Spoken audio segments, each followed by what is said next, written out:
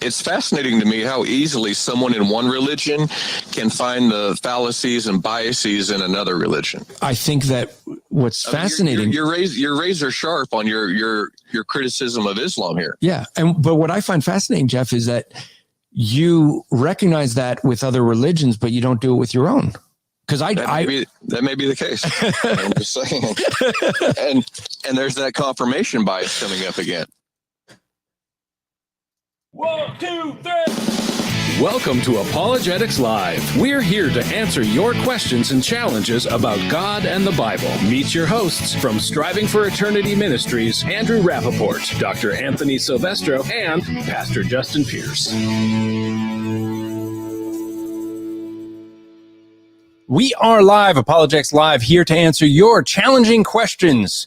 Anything you have about God and the Bible, we can answer here because we believe I don't know is a perfectly good answer. So let me bring in Dr. Silvestro. How are you tonight? Good. How are you? It's the first time we're going to be doing a show together in quite some time, I believe. At least a whole show. A whole show, right? Yeah, we've been doing a tad bit of travel between you and I. You got done with travel, and then I started taking off for this month. Yeah. Speaking of which, I was down in Washington, D.C., and as you know, whenever I travel, I have lots of tracts with me. Was giving out a ton of tracts, and I always like it when I get some tracts. Well, sort of. I got a gospel tract handed to me. Okay. Why is the world so divided? Now, I was interested in this, although it is your typical paper, someone printed off at home and folded up, but okay. And I always like to see what the groups are. So let me ask a question and you just Dr. Silvestro, raise your hand or shout out when you hear a problem to this question. Okay. Judgment Day. Are you Drew said it already. That's exactly what I was guessing in the comments. Okay. Of Jehovah's Witnesses. That's exactly the type of tagline they would use. Yeah, well, that was actually one of my things that I thought, but we'll see. I mean, it could be KJV only too. I mean, they're kind of like that. So here we go. The question, Judgment Day. Are you saying that Judgment Day is almost here? Here's the answer. No. Actually, the Bible revealed the fact that Judgment Day has already come. Perhaps you remember hearing about the date, May 21st of 2011, proclaimed to the world several years ago. The Bible indicates the proclamation was correct, which means that God has been judging the world from that time until now. The Bible also indicates the prolonged judgment period will continue for several more years, very possibly until the year 2033. Can you predict what group that is from? Wow. Well, I have seen similar things from some Asian Christian cults out in California. There's a number of new breakoffs. Every time we go out there to preach with Ray, right, from Masters Academy and whatnot, there's new ones out there, and they all have similar ones to that. So I couldn't even give you a guess. You don't know the date. Okay, I'm going to read one more answer. We'll see if people that are on YouTube can figure this one out. I immediately knew from that date, but this one got me even more. The question is, so after explaining all about this judgment, the question that they asked is, this sounds all bad.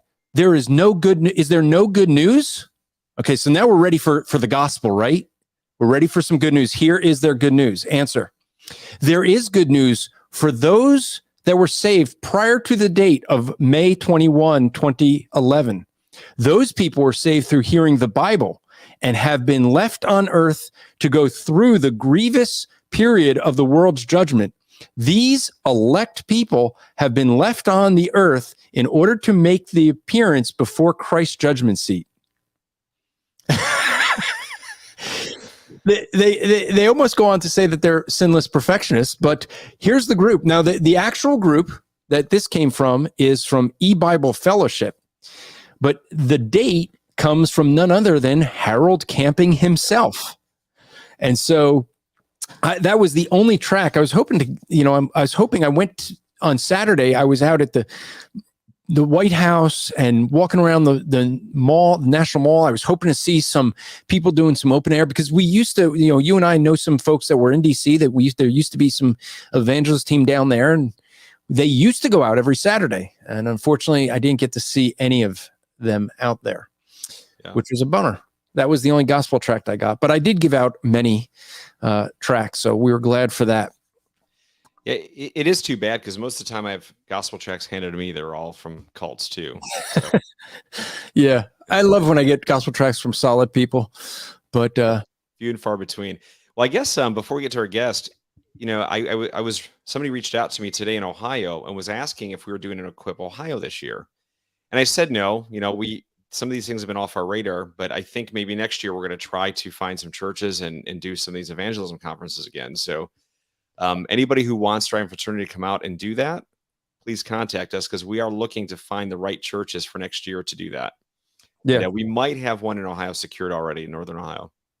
Yeah, that's true, because the one that we used to go to in Jersey, we don't have a contact there anymore. Previous pastor passed away, and the current pastor has moved on. So I don't know. He moved on too? He did. Wow, yep. I didn't know that. Okay, that's too bad. So, yeah. So let's get to in the news segment before we bring our, because I have a funny feeling that this is gonna be something that we're gonna work in well with Dr. Jensen, because he may be able to answer some of this tonight. So I think this is very fitting. So in the news section, I saw this. Dr. White had posted this, but in Oak Park and River Forest High School administrators have now voted. They voted that they are going to change the grading system based on race. They're now going to add a scale for grading, so that those people who are certain races, who are somehow, because of the color of their skin, I guess they can't succeed. And so they're going to give benefits to help people get their better grades. They said in here that because they noticed that certain people of certain color skins were less likely to pass the SATs compared to, they say here that there's a failure of 77% of Black students, 49% of Hispanics, 27% of Asians, and 25% whites. And so they're saying that clearly, based on that, it means that if you're Black, you're less likely to be, you need more help, I guess. You can't do it without some white administrator. Wow. I guess. I mean, I guess we shouldn't be surprised by this, right? Yeah. I look at every area for both equality and equity. Yeah. And so this becomes the thing that we end up seeing throughout. So be expecting this, folks. There is a case I just saw today. I forget offhand the state, but there's a state suing the Biden administration because they've tied the school lunch program to teaching transgenderism. So if they do not teach the transgenderism, the students will not get their free lunch. So when people say, hey, there's no such thing as a free lunch, that's right. You got to teach what they want to indoctrinate your children with. So we'll have to ask our guest, as I bring him in, whether there is such a thing as races. I think he may have a different view. I could be wrong, but Dr. Nathaniel Jensen, welcome to Apologetics Live. Thank you so much, Pastor Andrew. So you and I got a chance to interview when Anthony and I were out your way over at we were there at the Ark Encounter for the Truth Matters conference. You and I got to do an interview, which, folks, if you haven't listened to, go to listen to the Rap Report, my Andrew Rappaport's Rap Report podcast, because there you'll be able to get a lot more, because that was like an hour in 20 minutes, and you were just touching the surface of your new book. And so let me tell the book that that you've just recently wrote. Let folks know how to get a hold of it. It's called Traced. Anthony's holding it up there. and so it's called Traced: Human DNA's Big Surprise. So the place to get that, especially to get the discount, we have a discount code for you that they set up with us only for till July 4th. But you go to masterbooks.com, and use the promo code or the coupon code TRACED22. Now, the book did sell out. I think comes back in print if I saw correctly on the 15th, but I believe tomorrow they're going to start taking pre-orders again. At least that's what I was told. So we have from now, or at least when they open up the sales, to go get that. So masterbooks.com. So Dr. Jensen, I want to give you an opportunity to introduce yourself, let folks know a little bit about your background before we dive into your book. Yes. So I'm with Answers in Genesis and speaking to you from Petersburg, Kentucky, where we have the Creation Museum. Offices are affixed to the Creation Museum. Ark Encounter is about 45 minutes away, further south. If you come this way, fly into the Cincinnati Airport, which is actually located in Kentucky, even though it's called Cincinnati Airport. I'm originally from Wisconsin. I married a Southern belle from Alabama, and now we're living halfway between basically both locations, which makes it nice to be able to visit the parents, grandparents, and been with Answers in Genesis now. May makes it 7 years, and in full professional creation science since 2009. So that's about, I think in August will be, 13 years total. So have been working on the research heavily since then. And a lot of what I've done has focused on biology research, I guess, just to sketch the trajectory of my career since then. And maybe back up one more moment, just to give you the broader context. I grew up in a Christian home, a young earth creation home, and I guess you could say a science home. My dad was a dentist. My mother was a nurse, and had that background, plus a homeschooling background, where we were able to attend worldview conferences, have creationist education, learned evolution, learned creation along the way. ICR materials, Answers in Genesis materials from early on. Went to a small Christian high school for my high school work, or a small Christian school that was K through 12, small graduating class of 12, I think.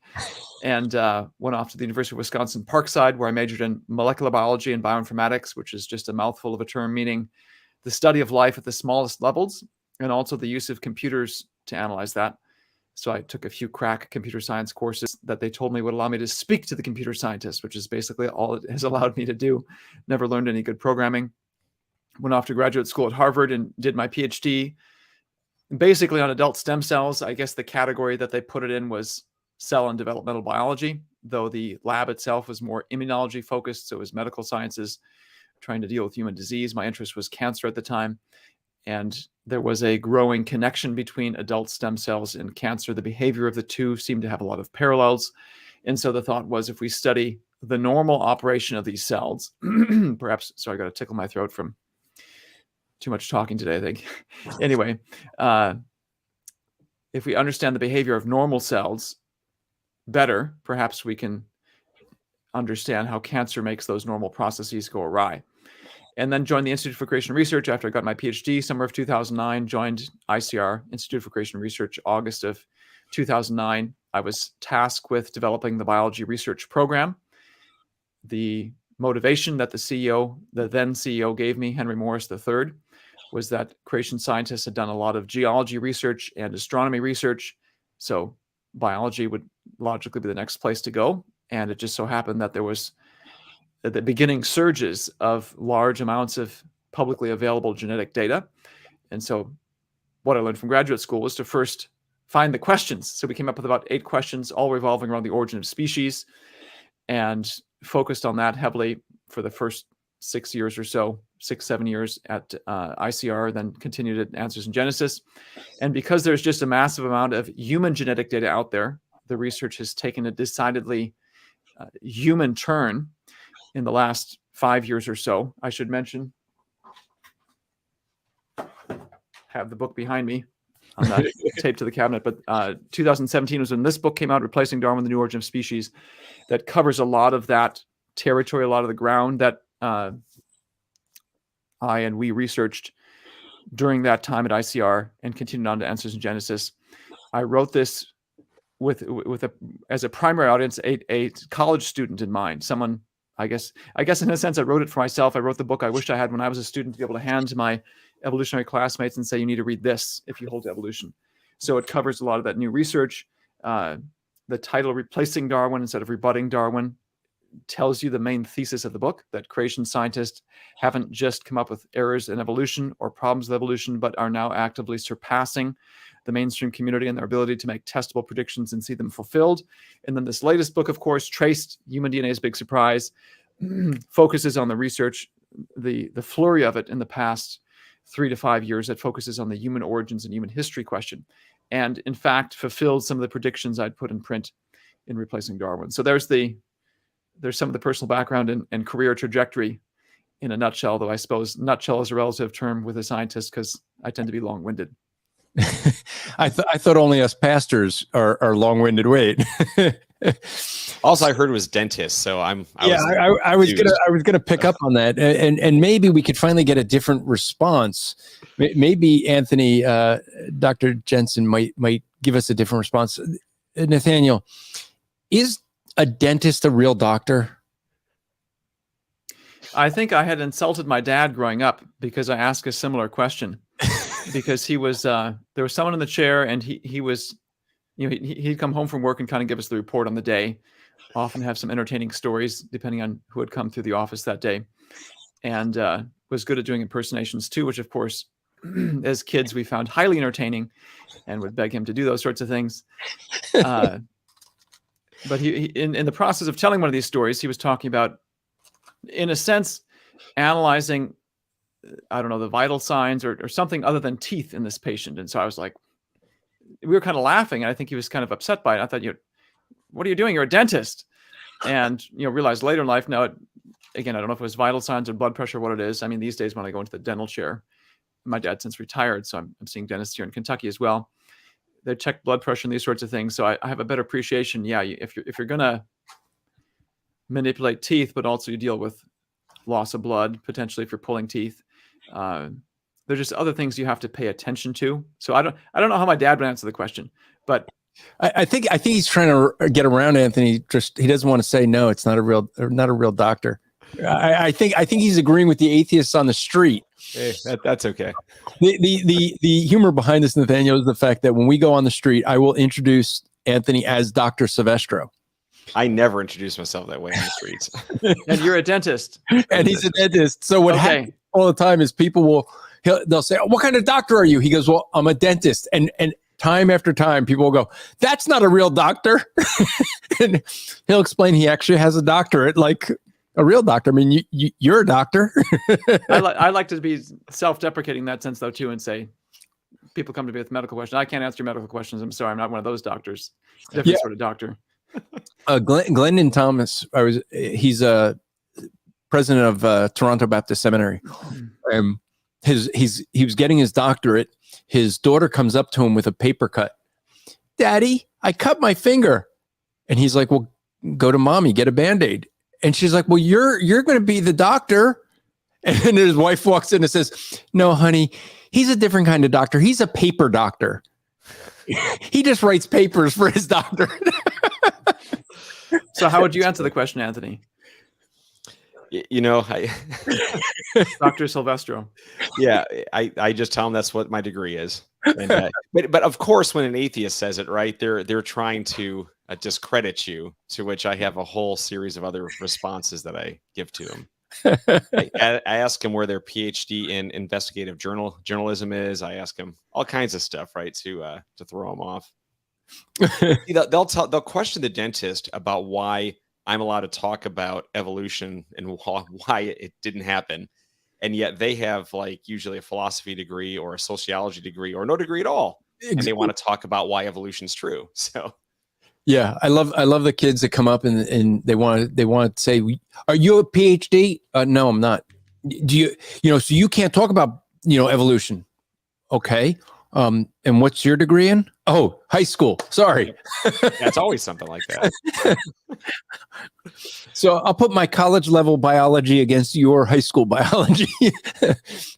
So One of the things, because I want to get into your book, but I do have to say this again, even though for those who heard the podcast, because I'm just still a little bit humbled by this, Nathaniel. But I told you that I usually interview people on my Rap Report podcast that I know, or at least know personally, know something about them. And so I didn't know much about you. You and I met many years ago when you were in Jackson, New Jersey, and so I called Jason Lisle to say, hey, you guys work together. What's Nathaniel like? And this is what he said about you. I know you're going to disagree with it, but I got to let the audience know this is what he said. Jason Lisle said that you're the smartest man he knows, and you're able to take really complex things and make them simple. And I basically said that that's what we all think of Jason as the smartest man we know, who takes really complex things and make them simple. So for Jason to be looking at you that way, well, I think Drew put it well. Drew said, I think I'm going to need a dictionary for this episode. I'm going to tell Jason he's got to widen his social circles if I'm the smartest man he knows. He must not know that many people. He's got to get out more. I think he gets out fine. So let's get into the book a bit. I know we got some people backstage that want to come in, and we're going to bring them in, probably top of the hour. But real quick, could you give an overview of the book? And I know we spent a lot of time on the Rap Report, so I want to encourage people to go there, and I'll put the links in the show notes. But I want you to give the, and let me preface it for folks. If you get this book traced, just understand that what Nathaniel does, he starts off from basically here's really easy to understand to really complex to understand. So this book really is for anybody. And you could pick up what he's saying in the first couple of chapters. If you just need to stop there, that's fine. Just also know, Anthony held it up and it looks really thick, but it's like 300 pages and 100 pages of pictures. There's a lot of color pictures in here, so it makes it a whole lot easier to get through. Because my general rule is I won't go past about a 250-page book. But this was okay. Wait a minute, I got to go check the size of your book. I think yours is more than 250. 218. 219, something like that. So give us a thumbnail sketch of what the book is about, why you ended up writing it. The book is first and foremost a history book that seeks to answer a question that nagged at me for many years growing up, coming from the history I took in high school. So I'm not a history major. I don't think I took any history courses in college. Last one would have been high school. And for perhaps many of you, that would be the same thing.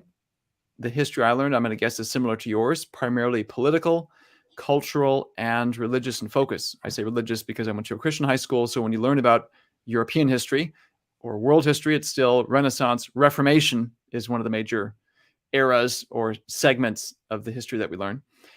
What's missing, or what I missed in all of that, was the story of the peoples themselves. We can talk about ancient Rome and how Western civilization has a tremendous heritage that it draws from that great people and the things we still practice that they gave us or that the Greeks gave us.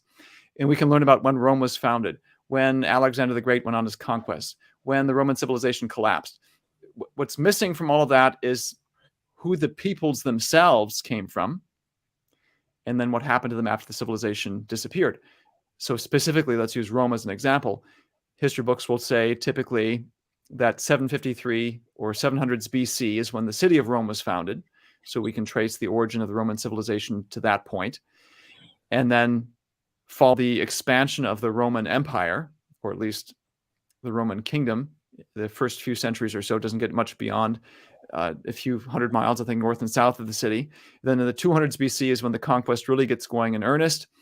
They eventually conquer what remains of Greece. By the 100 years after Christ, the AD era, they're ruling from Great Britain down to North Africa over to the Middle East. And then in the 400s AD is when the invaders from the East overthrow the Western Roman Empire. And it falls. The city of Rome falls.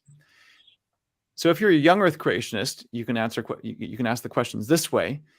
If you put the 700s BC for Rome and the flood, the restart of human civilization about 2500 BC, that's almost 2,000 years in which there's no mention of the Roman people. So who do they come from? What were they doing for 2 millennia before they finally founded that city. And similarly, then, the other end of the Roman story, once the Roman civilization falls, what happens to the people? Or to make it personal, are modern Italians or modern Italian Americans, like Anthony, the genealogical descendants of these ancient people? And the reason we never had these answers, I've since learned, is because you either need unambiguous, unbroken genealogical records taking you back to those Roman people. And I'm not just talking about the emperors. I'm talking about the average person, which, of course, we don't have these records. Or you need DNA. And the key evidence that we've needed to investigate this has only appeared in the last few years. So just to sketch the history of DNA, then, you said a brief overview of the book. So here's my brief overview of the book. Identified as the substance of heredity. Leading hypothesis before that time was that it was proteins that encoded our traits, where the substance of heredity really was, where it really lay. And it took a lot of evidence to overturn that and get people thinking in terms of DNA. Then it took another several decades before the first complete is a relative term, the first semi-complete human DNA sequence was uncovered 2001, of course, big announcement with Francis Collins and Craig Ventnor and Bill Clinton saying we've completed the human DNA sequence. We completed it with as much as we could with current technology. And the main tool that I look at in this book to investigate human history and to trace the stories, the history of modern peoples back to their ancient relatives and the interconnectedness among the various peoples around the globe is the male inherited DNA, the Y chromosome. This gets passed on from fathers to sons. And so this book is, so it's first and foremost a history book where we take 7 civilizations from each of the major regions of the globe, Egypt for Africa, Rome for Europe, and so on, and try to ask and answer the questions: who did these people come from? What happened to them after their civilization collapsed? And in doing so, we end up telling the story of the whole world. Because, as I lay out in the first few chapters with the basic principles behind this, everyone around the globe is interconnected in more ways than we would ever have anticipated. And so I can tell you that most Western Europeans, most Eastern Europeans, actually most Europeans in general, and people of European descent like me, Caucasian Americans, European Americans, descend in terms of their Y chromosomes, not from the ancient Romans, that would be a minority, but from the recent migrants from Central Asia who came into Europe during the Middle Ages and just so happened to multiply more than the indigenous Europeans did. It's analogous to what is happening right now with the influx of Middle Eastern migrants, refugees from the wars in the Middle East and Syria and such, who tend to be Muslim. Muslim tend to have larger families. The resident Europeans who were there before them tend to be secular, a-religious, don't marry, don't have kids. And there's this multiplicative discrepancy right now where the Middle Eastern descent families are growing at a much rapid rate. Their peoples are growing in size at a much rapid rate. Or I should say the populations are increasing at a much more rapid rate than the indigenous Europeans. And so, well, indigenous is a relative term, the Central Asian Europeans and the indigenous Europeans. And so even secular demographers are predicting what could be a significant demographic shift in just a few generations if this keeps up. That seems to have already happened and probably has happened multiple times over in human history. But that's essentially the focus. It's a history book, the story of the peoples using DNA, and the apologetic relevance of this. It has multiple applications. It's one of the strongest arguments in print for the recent origin of humanity for a number of reasons. You can see Noah at the base of the tree. Another application is each family, any male can trace his ancestry with a Y chromosome test back to specific sons of Noah. This rewrites, you mentioned before I came on, race and ethnicity. This rewrites how we think about race and ethnicity. And there's just all sorts of applications of this research to apologetic questions, to basic societal questions. It's a history book and so much more. Yeah. And let me bring in Mr. Peters. Welcome. I guess Andrew didn't get the message. He only wanted to watch in the background. Oh, yeah. I guess not. Did he say that? I didn't see that. I'm just watching. You don't have to bring me in. Oh, okay. Sorry, I didn't get my text messages there. I'm checking them. I'm so sorry to interrupt. I was just watching, but please proceed. Go ahead. That's fine. So let me deal with a challenge, Nathaniel, that came up here. Someone Ian here says, of course it's a history book because it ain't science. Now, obviously, he didn't have my English teacher because she would have been very upset with the use of ain't. But so are these mutually exclusive? How would you respond to Ian here? I think most historians would take offense at that, and to be considered unscientific in their analyses would be viewed as a denigration of their discipline. I would say it's both, actually. So it's real history, stuff that's happened, and you can see the genetic echoes of known history. And actually, just to make a side comment here, why wouldn't they be intermingled? There are historical events, there's migrations that have happened, there's rape, pillage, conquest, all throughout human history. How can that not possibly leave some sort of genetic echo in our DNA? And so it's nearly impossible to divorce the two of them. And in fact, I think many historians would label their discipline as a scientific one, where they're using rigorous methods to try to uncover, using evidence to try to elucidate what exactly happened in the course of human history. So I understand, I think, the sentiment. He's trying to find a way to undermine what's going on because it's creationist.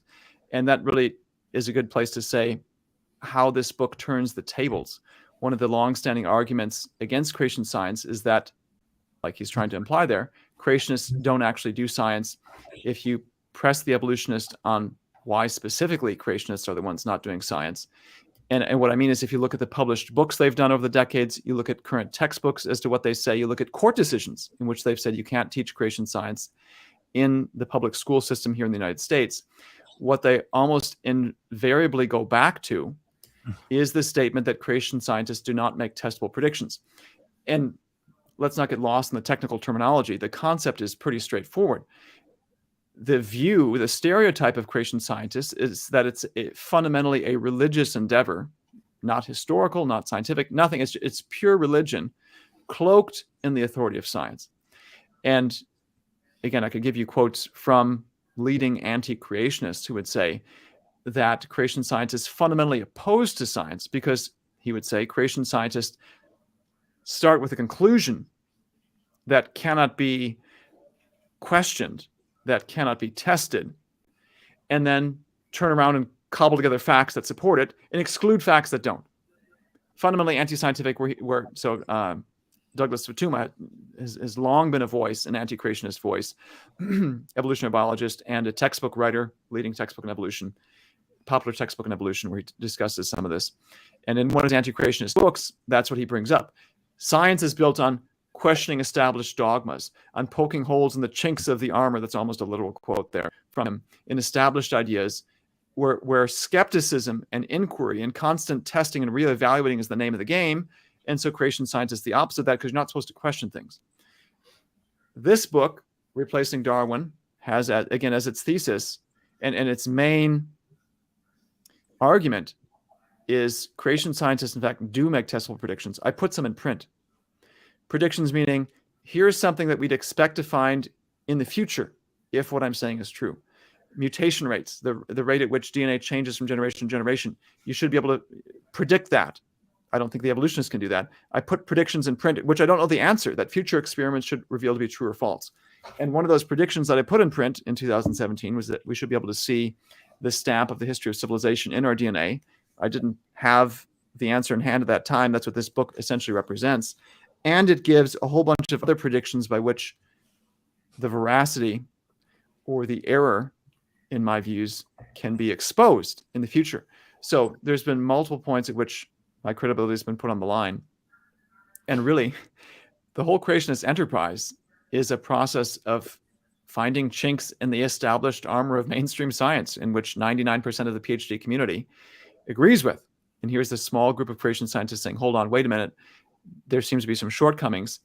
And really what these two books represent is not just, here's where evolution is gone wrong. It's, look what creation scientists are getting right. Creation scientists are now taking the lead in major disciplines, human origins, human history, in ways that mainstream community still hasn't realized or caught up with. So that's what I take as the motivation behind that comment. And it's helpful because it highlights, again, probably the one of the longest standing arguments against creation science, one of the last resorts and favorite fallbacks for the evolutionary science community. And just to clarify that point, and you've probably experienced this on the street witnessing. You go up to someone and evolution comes up and, well, evolution's true. And then you start raising questions. Well, how do you explain this? How do you explain the origin of sexual reproduction? How do you explain irreducibly complex structures, to use Michael Behe's term from Darwin's Black Box? Maybe they'll admit there's some problems we can't solve. The typical tactic then, once you start getting someone to question what they hold true, is they'll push back against you. Well, creation science isn't science. Even if you find holes in evolution, it's not science. And so even if you can poke holes in everything I've said, that doesn't mean what you're saying is valid. You can't turn it around. That's what I mean. It's the last fallback. Once you get to that stage in the discussion, that's what's invoked to finally try to shut the discussion down. And for many years, I'd say, or for certain stages of the creation evolution debate, perhaps that's been true. I mean, there haven't been that many creation scientists out there. And so the first steps creation scientists typically took were defensive ones, because small community, few resources. The first thing you have to say is, wait, hold on. I understand this is what the community holds to, but wait. And really, any scientific idea usually starts with, even as Doug Fatuma says, you're questioning and looking for chinks in the established armor. And then once you've found some chinks and you get your footing, and more people join the cause, more minds, now you've got enough of a community to start looking for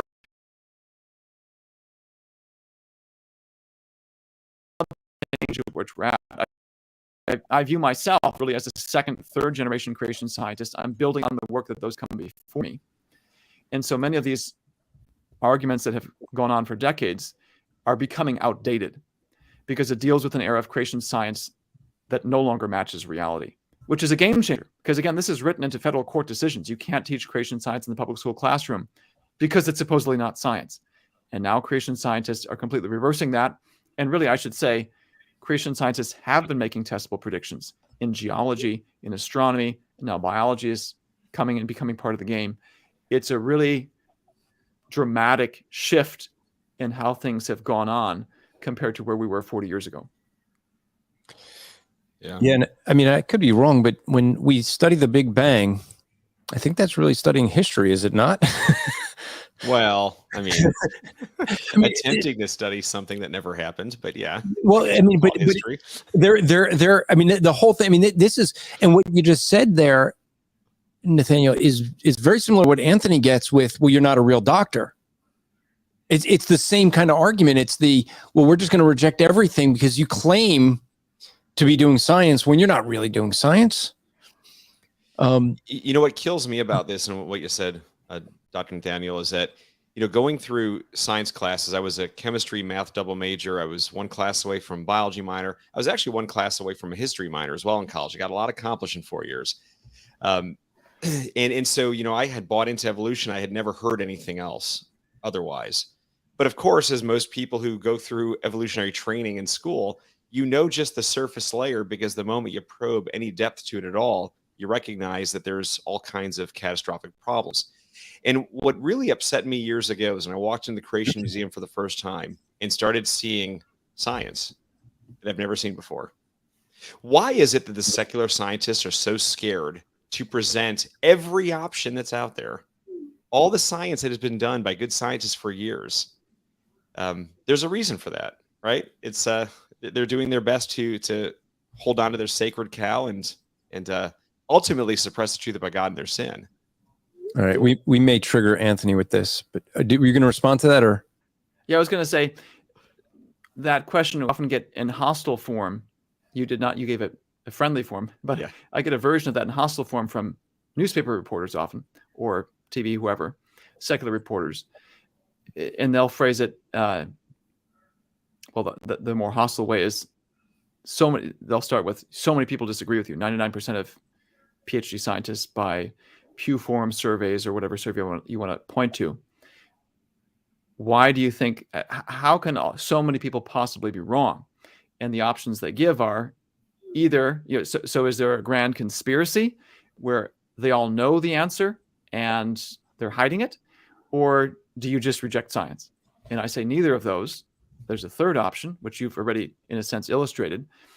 And it's sort of been implicit in this discussion with court decisions and such. It's basically illegal to teach creation science, to expose students to another view, how can anyone be surprised that all you get at the outcome of that, after you, if you only fed people if you feed them from kindergarten through PhD, only evolution, how are they going to come out any different? And the other point I wanted to make, so for Christians, yes, we can go to Romans 1 and say this is a this is a form of suppressing the truth and unrighteousness. And I think the surveys, in a sense, also prevent people from escaping that reality. The same surveys that show 99% of PhD scientists hold evolution, or really, I think the question has to do with human origins, and there's 3 options, and they pick the one that's essentially naturalistic or God-guided evolution, not the one that would sound more creationist. They've also surveyed them on religious belief, and I think the numbers are about 60% of scientists cannot positively affirm belief in God. And so the answers to this question are, an atheist option, some sort of deistic higher power option, or then, yes, I believe in God. And so 60% can't even say, yes, I believe in God. So that's, of course, a dramatic discrepancy from the general populace. And to say that religion has nothing to do with it, I think you can make that argument from the survey data itself. People don't even have to agree with me on Romans 1. The last thing I wanted to say is, why are people so resistant to this? I think, in a sense, it also goes back to this same evolution in, evolution out. If all you hear is evolution, and you then take it for granted, it's all you ever know, and you don't think about it. It's just part of your worldview. The things you know are true, but you don't stop and think about them. When someone questions that, and I think we've all experienced this, evolutionists, creationists alike, someone who questions, you get a visceral reaction. I think of a time when I was at ICR and we were filming for one of these DVD projects. And I think we had hired a secular company, and the lady who was sort of surveying or manager there was kind of asking me about this, something along these lines, not a hostile question, just to help me understand why this issue is so relevant. And I forget the answer I gave her, but her response was, I knew there was more to this, because she had observed visceral replies from people when this question came up. She's like, this isn't just a dry academic scientific debate. There's much more. There has to be much more at stake here, the way people are responding to it. And so I feel like that's a part too, because even for me, let's say in theological issues, I remember when I was in Boston, and I mean, it's the Northeast, so it tends to be more liberal theologically as well. And I had roomed with a couple, and I think they would label themselves evangelical feminists. I had grown up complementarian, but it's something I'd taken for granted and not sat and thought through to derive from Scripture. And so when they engaged me, I had no answers because I hadn't sat down and learned the apologetics of it. And I think I had a visceral reply, because here someone's questioning a core element of my worldview that I haven't sat and tried to defend or justify. And it's a visceral reaction because I got nothing else to go to. I think there's that same, for lack of a better term, psychological phenomenon that's going on. They go through school not even aware that there's this alternative view. If it's mentioned, hey, there's this other religious view, but that's for church on Sunday. When we go to the science classroom, there's this. And so, wait a minute, there's scientists out there who are questioning things that I've taken for granted. I'm not surprised people react that way because of how the educational system has been structured. I mean, we as Christians, we can agree there's core spiritual issues as well. But I feel like even without that, here's a core element of what someone holds to and believes, never are forced to think through and justify it, at least in the face of opposition or alternative. And so the first time they encounter it, no surprise, it's a visceral reaction. Oh. You said something else I wanted to point out, the fallacy about 99% of PhDs believe this, right? And one of the things I bring up on the streets is before 40 years ago, 100% of medical doctors thought that ulcers were caused by stress, until one doctor thought outside the box and recognized that nearly every case of ulcers were from H. pylori bacteria, give an antibiotic, and it goes away. And so that's just one of many, many demonstrable areas in science where nearly everybody agreed and they were wrong. Yeah, and you can use the same example at the beginning of evolution itself. Darwin himself says so in his book. In the closing, I think it's the closing chapter where he's anticipating objections to what he's saying, and I haven't looked at this quote in a little while, so I forget the exact. I can wording. read it for you if you want, because I brought it up already. We're thinking on the same track. Why, if species have descended from other species by fine gradations, do we not everywhere see innumerable transitional forms? I was thinking of a different one. Or you think a different one? Okay. There's a later quote in his book where he says, I'm going to look it up as I'm talking here, but basically, why do the vast majority of scientists disagree with me? Why, it may be asked, do all the most eminent, I'm going to find it here because it's a good quote. Why does everyone disagree with me? And he goes through the reasons why he thinks his ideas are still worth considering, because he recognizes this is a significant argument against his view. Now, I'm on the Darwin Online page. I'm looking for the. You look it up. I'll ask Anthony this question. We had this comment there, Anthony. Is Dr. Thank you for bringing that up. Dr. Fauci is not a real doctor, but that's a whole other program. In fact, I'm much more of a medical doctor than Dr. Fauci is. I called bluff in April of 2020 on all this nonsense with COVID, masks, everything. So wait. That's absolutely right. Dr. Fauci called bluff on the masks in February. Okay, Yeah. we have that in his emails now that they came out. Well, yeah. He did acknowledge it back then. Did you find the quote? Yes. So he says this is. I have to read my Roman numerals. Chapter 14, conclusion. He says, why, it may be asked, have all the most eminent living naturalists and geologists rejected this view of the mutability of species? I realize I can share my screen, right? So you don't have to take my word for it. Let's try it. So people can see this is just straight from Darwin Online. This is a great website because you can see how this sentence changes with subsequent editions of his book. This is the 1859 version. He says, why, it may be asked, I can scroll up here if you wanted to put the people down. That's good. Us down. Why, it may be asked, if all the most eminent living naturalists and geologists rejected this view. So he's saying all the prominent people don't agree with me, and I recognize you're going to say, well, why should we believe you? And he goes through about 4 reasons why he thinks it's time for a change. One of the, I guess, spiciest examples that I kind of had to chuckle at, because this is Victorian England, is he basically says, I'm looking to the up and coming young scientists who will be able to accept this, because old dogs can't learn new tricks. That's my paraphrase, but that's essentially what he's saying.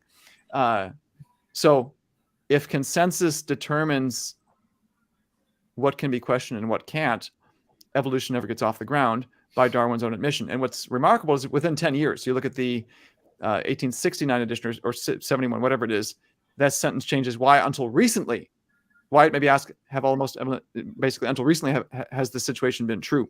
So someone wants to say, well, there's a consensus. That's Darwin admitted there's a consensus, but that didn't stop him from questioning it and then overturning it and reversing it in about 10 years.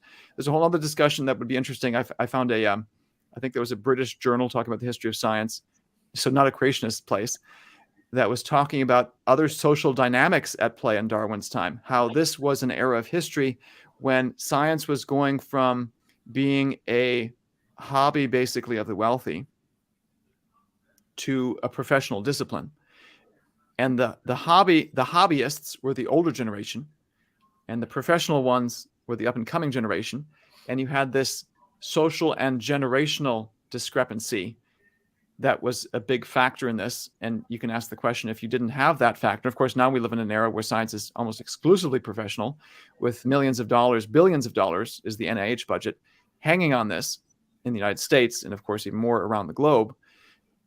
How much does that play a role in where people land, and how quickly or slowly paradigms can shift? And thinking along that lines, I mean, we shouldn't forget that Dr. Fauci did get $350 million in royalties from pharmaceutical companies. So that doesn't play into things, I'm sure. I know we got some folks backstage. You held up the book earlier, but let me plug it again. Is if you want to get a copy of the book Traced, which is what Nathaniel has written, go to masterbooks.com, use the coupon code TRACED22 gets you 10% off of the book until July 4th. So go get it now. Get it when you can, because I think it did sell out. So I think they didn't realize how quickly this was going to sell, but it sold out. I encourage you guys to go and get that, and make sure you get it when it gets back in reprint, which I think the next printing is coming out mid-June. I can add update there. I'm sorry to interrupt, okay, but the printer surprisingly said it will come out sooner and should be in the AIG warehouses by tomorrow, Friday. and I assume the same time then for master books as well. Amazon might take a little bit longer to update. So that's for the print version. Ebook is still there. And I should say, if anyone has purchased the earlier version of the Kindle, so again, we talked about the color plates being essential. There's 235 of them, I think 175 pages worth. So if you're on an ebook, flipping back and forth between the color plate section, which is, I think, between chapters 11 and 12, some people had trouble finding it. You had to do a lot of flipping. Now it's been hot linked, where you can just, you're in the text, color plate, whatever, 35, click, takes you there, click back. So if you've purchased the Kindle, and someone just asked me this today on Facebook, you can go back, and there's ways you can update it and get the hot linked version. And I'm also happy to say there's an audiobook version. We had a professional read the text of the book. I should say it's an enhanced audiobook, because again, the color plates are so significant. If you buy the audiobook, you get him reading the text, and you get the PDF then of the color plates to have next to you as you're listening to it. Wow, that's cool. That's good. Yeah. Yeah. I had 2 bookmarks, so I could flip back and forth. Justin, go ahead. I have a quick question. Is it Dr. Jensen or Jensen? I respond to all of those. We typically say Jensen, like blue jeans, but Okay. I've responded to many different things. He asked me, and I said it looks like it's a long E, but I think I pronounced it with a short E, and he didn't correct me, so I don't know. Okay. So I've kind of long thought that due to the second law of thermodynamics and entropy, that people who lived, say, in Abraham's day or Moses' day, or going back even earlier to Adam, that they were far more intelligent than are we. It seems like physically and genetically speaking, we are degenerating. We're degenerating physically and mentally. Now, granted, we have spikes in the curve. You have, some people that come along today that are brilliant and have off the chart IQs, but is it fair to say that generally speaking, that the ancients were, that's ancients, but they were far more intelligent on average than are we? Now, we've been the beneficiaries of some key discoveries and technological advances, but just because we can build a space shuttle doesn't mean that we're smarter than, they built the pyramids back then, which is just mind-blowing to me. So is that a fair, are we, generally speaking, are we degenerating physically and mentally? I think the answer is yes. My basis for it would be a synthesis of science, and the synthesis of scripture. And I would say the latest creation research, which I think is superior to the mainstream research. Mm-hmm. And my thought is basically, if you go back to the beginning, God creates 2 people, Adam and Eve.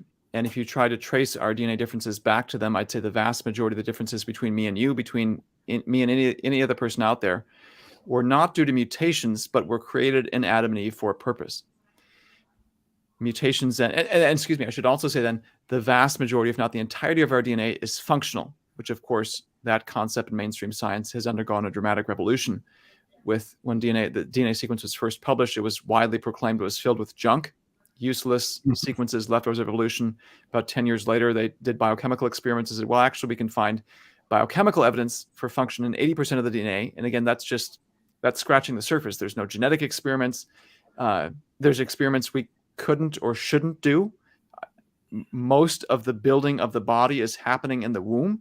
So surely there's a ton of DNA that is active and switched on during embryonic development that gets switched off and never used again, because you're not building your nose again. You're not building your hands again when you're an adult. So to be able to functionally assess certain regions, you'd have to scientifically knock out stuff in the embryo. Anyway, there's experiments that you would need to do to assess for function that we shouldn't do, because you're going to be killing human lives to do it. Anyway, so it's remarkable to me that just with biochemistry, you can say, hey, there's a lot going on, even in these cells and culture that we can isolate from adults.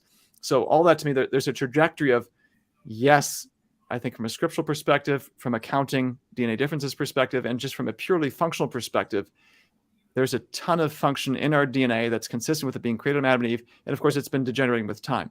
Yeah. Okay. Complementary to that, even the evolutionary community would talk about the rate of mutation is high enough in humans that our species looks like it's headed for extinction. That's not again, these are from secular scientists who have no creationist leanings whatsoever, saying it looks bad.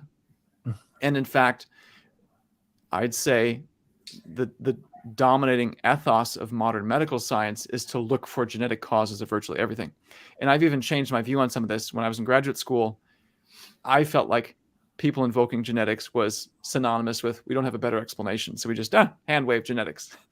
But now, looking at, having been in creation science and genetics research from a creationist perspective for 12, 13 years, I'm now coming around more to, perhaps we are at a threshold where there's been enough mutations since Adam and Eve where there are a lot of genetic diseases that are arising now because we've run out of compensatory good versions. So, and just to explain, we all have two versions of our DNA. We all have a lot of mutations, but oftentimes these are masked because dad gives you one version, mom gives you another. So if dad gives you a mutation, mom might still have a good version that compensates for your degenerate version. So dominant, recessive, that whole concept in genetics, that plays a role in disease as well. So perhaps we're now at a stage where we don't have enough good versions left to compensate for the mutated ones. That's something I've come around to as well. The other thing that comes to mind, because I had a discussion of exactly this question with a colleague in Texas who was working with, I think, with the Army Corps of Engineers. He said, I look smart modeling water tables, but I'm building, I didn't write the program. I'm building on the work of so many that have come before me. And we were basically reaching the exact same conclusion. Collectively, humanity can combine our knowledge, sort of a reversal of Babel. I mean, what's happening at Babel? Look at what these people speaking the same language can do. Basically, nothing can stop them from building this tower, building this city. I'm going to confuse their languages. What a tremendously effective judgment that lasted 4,000 years. It's taken 4,000 years for humanity to come back together and start sharing knowledge to see this dramatic increase in technology. You compare life now to life 100 years ago, 600 years ago. It's a huge difference because I think there's this collective sharing. So yes, I would say, I think you can make a strong argument. Adam, Noah, the early patriarchs were, to a man, much smarter than any individual alive today. And again, there are savants and rare exceptions, autistic people who often deficiencies here that are compensated by genius over here. Right. But it seems like humanity, person for person, was smarter back than humanity, person to person, right now. It's just that we don't see it. We think of ourselves as smarter. And I was in calculus class as an undergraduate, and the calculus class of all places, and the professor draws a graph showing how our increase in knowledge has just grown exponentially in the last recent era of human history. Turns around and says, well, we don't need God. Just sort of spontaneous in the middle of that class. But there's this sense of we're so much smarter. And I think the answer is because we've shared knowledge. But to a person, I think we're dumber than our ancestors were. And we're degrading physically as well, and have more, lifespan is shorter than our ancestors were as well. And you can make a case that the change in lifespan is also due to genetics. It matches basically, if you graph out Genesis 5, Genesis 11, it follows Genesis 5, they hover around 900 years, and then it drops off in sort of an exponential decay curve down to a lifespan that we see today. So I think all that, those are valid observations. I mean, that sounds a lot like what you're bringing up is I forget who wrote it, the book, Genetic Entropy. So it might be a resource for folks to look at. I know we got some folks backstage that have been waiting patiently to ask you some questions. Well, before we get there, though, there's a question in the chat that we should get to.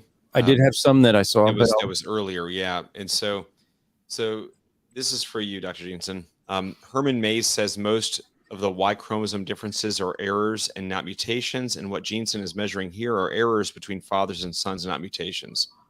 So he's asking you to repeat that. Let me. I'm going to share my screen again here real fast because I'll give a short answer here, and there'll be an answer coming in the coming weeks. We've got a video series we've started here. I thought I clicked the share screen button. Here it comes. Okay. Yeah, I have to see it come up on my end. There we go. Well, there was a pause on my end before I could click anything. Okay, so this is the. Now I can see my mouse. This is the Answers in Genesis. I guess I got to scroll down here. Here we go. Answers in Genesis YouTube channel. So if you just find the Answers in Genesis YouTube channel, I'll click on it here so we can watch it. How you do this? You go here. This is the homepage for AIG. Then you click on playlists. Oh, I got a video playing. Sorry, not what I was trying to do. And one of the first playlists as of right now is this Traced DNA's Big Surprise. That's where you can find subsequent videos. We released about 6, which corresponded with the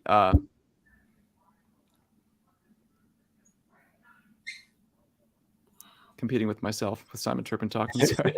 Anyway, we've released about I'll just go back to where I had the playlist. 6 videos when we had the initial release of the print version. We're going to release, we've already recorded about 4 more dealing with subsequent chapters in this book. And then, so that'll bring us up to about 10 videos. So again, that's how you find this video series. Bring us up to about 10 videos. Then we'll have about 5 videos of the science behind Traced, which here's the backstory to how we got where we are. Here's the decade of creation research that's led to where we are. This sequence of predictions, fulfillments, which is what evolutionists have demanded for 40 years, which just comes from the basic philosophy of science, which creationists are delivering and now exceeding what evolutionists have been able to do. And then we'll have probably 2 or 3, maybe 4, depending on how many more critics respond, responses to specific criticisms, of which this is one. So that's why I gave the backstory. Now, the short answer. What's one of the lines of evidence at the heart of this book is so again, let me back up and set the scientific context. The primary tool that we're using to investigate human history in this book is the Y chromosome, the male inherited DNA passed on from fathers to sons. And the question is, how fast or slow does that occur? Mutations occur. It acts like a biological clock. And so if the clock is ticking fast, too fast for evolution, there you have an anti-evolutionary argument and perhaps also a pro-creation argument. The way you do this experiment, and it's been done multiple times, is you get the DNA sequence of fathers, you get it of sons, you just count the number of differences, and then that gives you the rate of mutations per generation. So that's step 1. You've got your rate. And really the equation we'll end up using is a basic high school equation. Distance equals rate times time, or genetic differences equals rate times time. We've got the rate. The time you can insert from evolution, from creation, and say, okay, given the rate of change, how many differences will we get in 6,000 years? How many differences in 200,000 years according to evolution? And then you compare it to what we actually know. And here I realize I can share my screen again to bring up a paper that I published along these lines, where I went through the evolutionary literature where this has been done. There's actually a whole backstory to this, where the evolutionists have measured this. There's high quality studies, low quality studies, and pull up my screen again here. Truth is stranger than fiction. The evolutionists have, so here's the paper. You can find it at our website, answersresearchjournal.org. There's a key table I'm going to pull up for you here. But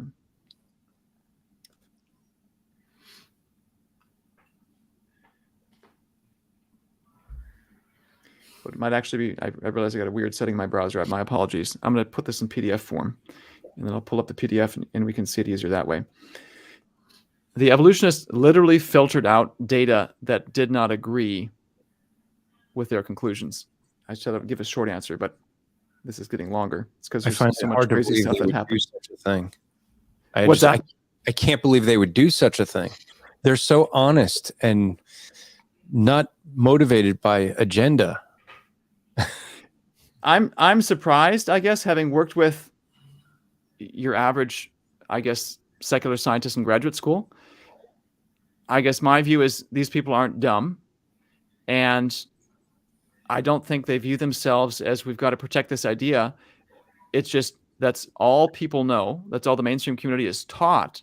So there is no alternative that they know of. So we already know from archaeology, geology, evolution's true. Here's the time scale. And so if we find something in genetics that contradicts it, well, we must be wrong. And you can find, so that another relevant quote here, I think, from there was a project called the 1000 Genomes Project, where they sampled thousands of DNA from thousands of people around the globe. This study included about 1,200 men, 2016 paper in Nature Genetics, where they look at the Y chromosomes from these 1,200 men. And they say in the supplemental methods that one of the checks on their research was to look at the Native American Y chromosomes and to look when they branched off from Asian Y chromosomes. And they basically say if it comes out to 15,000 years ago, they use the term sanity check How do we know that we're on the right track? Our sanity check is to see if it lines up with what we know from archaeology and geology, and that's how they do it. Okay, so this is one of the key tables from the paper. This will lead now. This is, again, sort of long backstory to this specific question. There were 2 studies. I give the references here, and you can find them in the paper if you want to look up the details, where they tried to measure father sons, or in this case, this initial study, Xu et al. 2009, they had 2 Chinese men of known genealogical relationship. They had a common ancestor in the 1800s. They got the Y chromosomes of the 2 men, counted the number of differences, and translated this to a per generation mutation rate. And the rate right here, these are numbers that are not necessarily comprehensible. The point is, they got a slow rate of mutation that fit evolution. What they did, though, was use low quality data. The technical term is coverage, which we can get into if people want to get into the technical data behind it. It's well established in the secular literature that low quality, low coverage will miss DNA differences. Another study from 2015 using about, I think it was 274 Icelandic pedigrees, and there were 750 or so Icelandic men, where, yes, we have this common ancestor in the 1700s or whatever the number is. Iceland is not a very large country in terms of population size, fairly detailed genealogical records. Great place to do this kind of study. Once again, though, they used low quality, low coverage sampling, and they got, once again, a slow mutation rate. These 2 studies are the ones that I'm saying point towards a recent origin for humanity. It's one of the many lines of evidence pointing towards, I would argue, a recent time scale. This study was the one where they had about 31 either father-son pairs or brother-brother pairs. They had high coverage, aka high quality DNA sequence, and they found a rate that was 10 times faster. Now, I say they found a rate that was 10 times faster. This is the paper where they literally say in the methods, we found a rate that was too high, so we created a filter to pull out data that didn't match evolution. And I'm surprised they actually said that. Okay, Herman Mayes' comment is about this paper.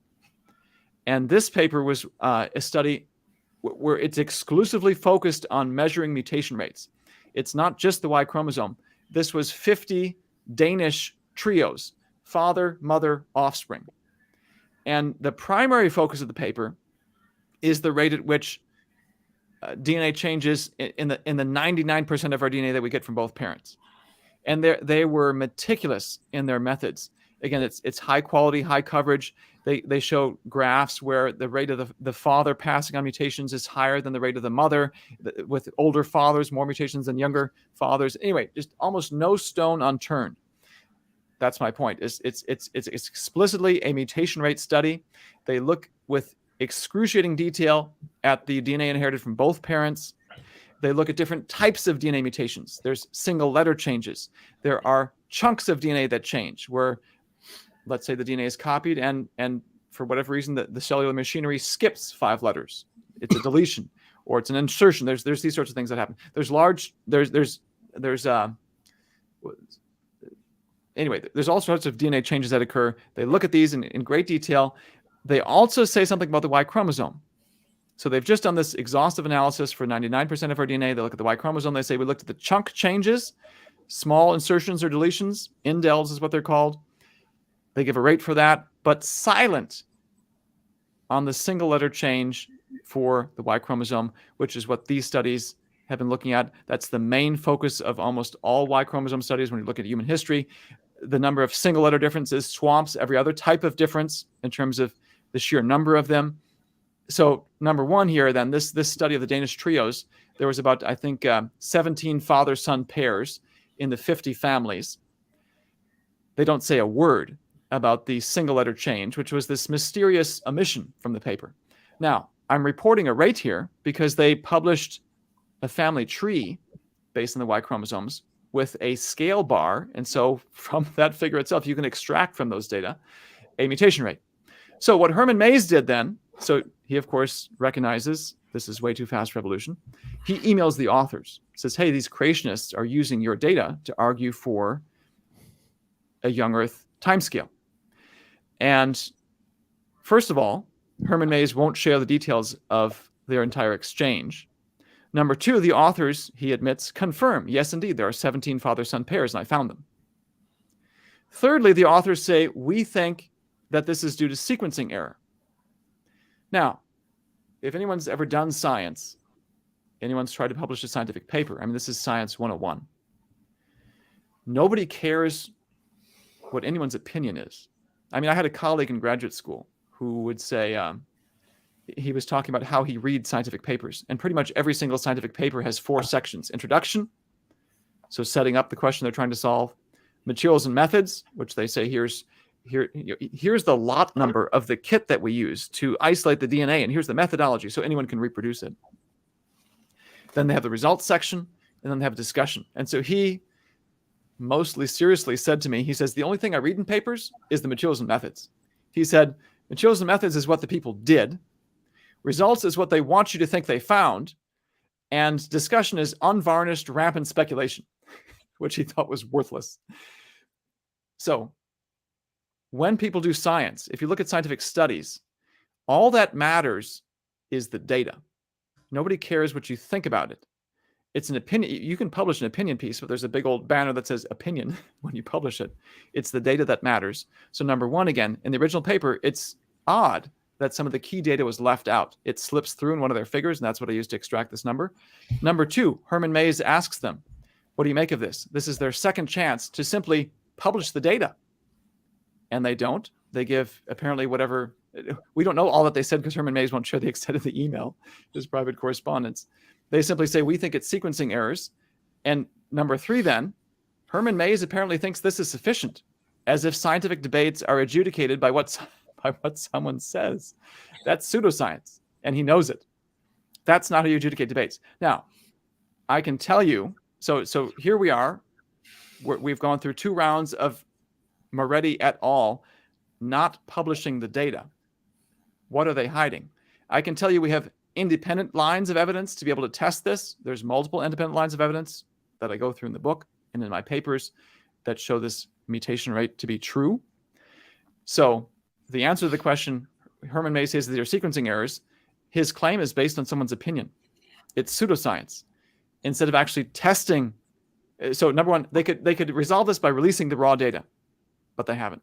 Number two, he could do an experiment to try to evaluate this, which he doesn't. Number three, I have done multiple experiments to resolve this directly, or I should say indirectly. There's all sorts of ways you can evaluate the actual rate of change, which I've done in subsequent papers and in this book.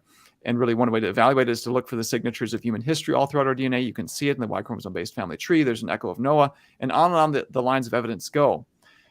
It's a really remarkable case study in how the leading critics of creation science respond to a large body of data.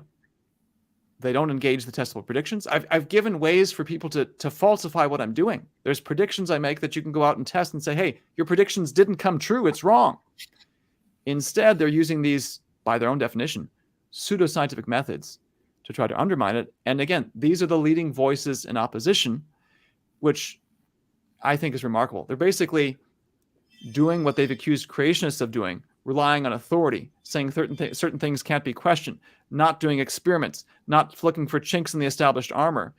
There's another quote I can add here too, because he published some additional correspondence with them. One of the other things the author says is, well, take a look at some of the other studies out there and see. I don't think you can find evidence from the other studies out there that would support this fast rate of mutation. Some of the studies that they cite include this low quality study, also this study where they literally filtered out data in opposition. So even these own authors don't seem to be familiar with the Y chromosome mutation rate literature or the circularity built into some of these measurements. So he's asking the authors, they don't even seem to know what's going on in the field, which is remarkable to me. And they don't publish the data. That would be the simplest way to resolve this debate. Just give it to us in a transparent way so we can all see it. And they've had 2 chances to do it and they haven't. So There's my long-winded answer. And I probably actually gave most of what I was going to put in the video, but there you go. Yeah. Oh, that's great. Thank you. Yeah. So before we get to the guests, the one thing I do want you to do for people who want to pick up your book, I am fascinated personally by the Y chromosome stuff, but if you could give a quick list of like, what are the top 3 or 4 things that the Y chromosome does from a creationist perspective? Yes. So first thing I'd say is, let me bring in a couple concepts here. There's apologetic concepts, and I'm gonna start with a non-apologetic concept that is relevant, I'd say. Mhm. This book is now the cutting edge of historical research. We're making new discoveries about pre-Columbian history that no one else can because they've got the wrong timescale. The hero of this story is the 4,500-year timescale because it creates a framework where we can confirm known history, and then for that big black box we call it the pre-Columbian era, which they call prehistory because written records are basically absent aside from inscriptions from some of the Mayan kings and such, or there's oral history. What actually is going on? Even in mainstream archaeology, this is undergoing a revolution. The book 1491 gives you that mainstream account of the revolution that's occurring. There's even more explosive stuff going on based on genetics, and it's creation scientists who are taking the lead. So if you want to know what's actually happened in human history, this is the book that does it. And again, it's not me. It's the creation science model that says, aha, all the pieces fall into place, and now we can push forward in recovering history that's been lost. So from a purely historical perspective, this is the book, this is the research that's taking the lead. So that has apologetic ramifications. It's creation scientists who are doing science. I may have told this story before, I think talking with Andrew, but there was a pastor who has been kind of on the fence on the edge of the earth. And once he realized, it's not just anti-evolution that creation scientists are doing. They're pushing the envelope, pushing the boundaries of scientific knowledge. He got excited. This is a new era. And it answers, again, these long-standing objections. So there's my one or two big points. It is the cutting edge of research. It answers long-standing objections. It rewrites how we think about race and ethnicity. Number 3, it can connect any person. And so the last table in this book, color plate 235, I think, is a table where if you've taken a Y chromosome test, you can say, here's a result. Here's the son of Noah you come from. Here's the chapter you can go to find out your personal history, because all of us have a very messy history. Human history is interconnected and wild beyond what I would have predicted.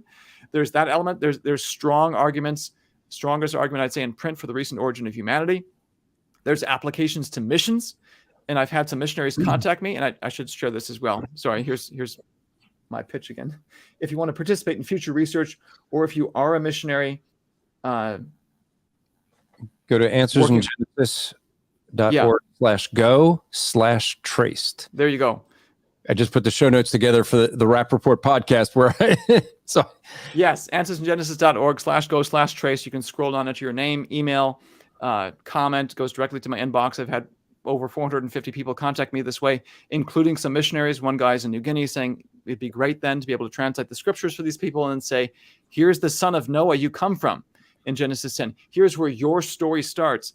And I can add to that, I'm finding an increasing number of examples of indigenous histories. This is who we say we came from. This is when we say we arose. These are the people we say we came from. And you find the echo of that in the Y chromosome tree. So you think of apologetics in an indigenous setting. Yes, what you say is true. And then on top of that, now that we can match up with the Y chromosome, I can say, and here's where we can trace you back specifically to this man in Genesis 10. This ancestor is it. So a Bible translator made this comment. He said, we can show it's not just a white man's book, which is, so the guy who contacted me is Caucasian, working among a Melanesian group. Here's where your story starts. So there's all sorts of applications. I sketched a few of them there. History, prehistory, rewrites the creation evolution debate, age of the earth, race and ethnicity, missions, personal ancestry, find Noah at the base of the tree. I think I sketched most of my talking points there. So thank you for the opportunity to sketch my talking points. Great. So did you figure out that Jesus is not pasty white? That's a good question. And I don't know that we can answer that question with the Y chromosome. I mean, he left no descendants. He never married. Yeah. And there's that of course, that. Okay, here'd be a better question, actually. I mean, you brought that up as a joke, but this would be a half joke. Half joke. Can we predict whether the Israelites are black? Because the Black Hebrew Israelites always appeal to DNA, proving that the Israelites were black. So would we be able to use that? That's a good question. And I mean, I don't look black. I'm just saying. But then again, they say I'm a fake Hebrew. So yes, I think some of the stuff I've seen from that movement and their attempts to line it up with the Y chromosome tree, they'll try to say that the dominantly sub-Saharan African branches are connected to Abraham. I think we can say that the dominant branches in sub-Saharan Africa today come from Ham. However, and maybe it's a good chance to bring up this map. Yeah, so number one, we do have the genetic echo of the line of Abraham and probably Isaac and Jacob in the Y chromosome tree. And the reason I can say it so confidently is because we have in Genesis 10 a very detailed genealogy from Shem, Ham, and Japheth, and there's differences. In fact, let me pull up the images here, some of these from the book here, that make this point. Genesis 4, for whatever reason, or I should say, Genesis 4 simply records what happened in terms of genealogical descent after the flood. The number of descendants listed for each of these groups is different because apparently that's how the history played out. Now I'm going to do a share screen. I think I can show it better than just saying it. This is one of the diagrams from the book. I'll rotate it here so that you can read it, and then I'll rotate it again. This is so we can read it normally. I'll zoom in here so you can see the names. Shem in blue, Japheth in green, Ham in pink. I'm going to rotate this because then you can see top to bottom. Shem, I've drawn this out visually carefully so that you can see Shem's genealogy is longer than Japheth's or Ham's. And you can see that level of genealogical resolution in this tree. You can count off generation by generation the descendants from Noah through Shem down to Peleg. And of course, later on in Genesis, let's see if I can advance some of these slides here. Genesis 11 extends Shem's genealogy down even further. Here we go. So Shem, you get just down to Peleg in Genesis 10. Genesis 11 gives you his descendants down to, and then of course the rest of Genesis, Abraham, Isaac, and Jacob. You can count off those generations in the family tree very specifically. And here's the other reason I want to bring up this. I'm going to go back a few slides. The branch that we labeled T and probably L are both the descendants, the genealogical descendants of Abraham, Isaac, and Jacob. Here's the distribution. Actually, let me back up a little bit more. Here we go. Here's the distribution of T, which I think may be in fact Jewish through Jacob, maybe even Judah. And you find it in sub-Saharan Africa, the Lemba people of sub-Saharan Africa, dark-skinned sub-Saharan African-looking people with Jewish practices to this day. There's a percentage of them who belong to Group T. You can see there's some in Chad. In fact, I spoke with a Muslim guy in Chad, have corresponded with him some, because he's, of course, the Muslims are interested in their genealogical descent from Ishmael, Somalis, Egyptians, Middle Easterners, Europeans. So one of the main branches that I think we can very clearly and unambiguously tie back to Abraham himself is found across different ethnic and so-called racial lines. So the answer to who is Jewish, it's Asians, Europeans, Africans. It's gone out through and that doesn't even show the New World stuff. I've omitted the New World presence of T just because we're trying to look at indigenous history, but you can find it all over the place. So I don't think any ethnic group can claim we are the true shade of the skin tone, the true descendants, or excuse me, this is how the Jews back then looked, because they've become all sorts of people today. And going back in time, my best guess would be they'd look like, you know, middle brown Middle Easterners today in Jesus' time. Yep. But racial change, ethnic change can happen so quickly. It's hard to be definitive and precise without clearer data going back to that exact point in history. Yeah. Now I'm going to make a prediction here. I predict that unless Nathaniel has to end at the top of the hour, I predict we're going into Anthony time. So what Anthony time is when we go over the 2-hour mark, because he's usually the long-winded one. And so I've been very good tonight. You have been. So let me real quick before we bring David in, who's in the backstage, and then we have Dan back there as well. Let me just give a quick word to our sponsor, MyPillow.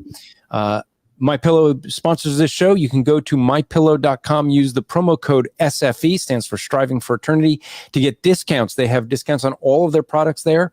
That lets them know that you heard about it through us. So if you would go to mypillow.com, or you can call 1-800-873-0176, 800-873-0176. Use promo code SFE to get your discount on whatever products you want to get from them, and get a great night of sleep. And another thing we want to let you know is the book Sharing the Good News with Mormons.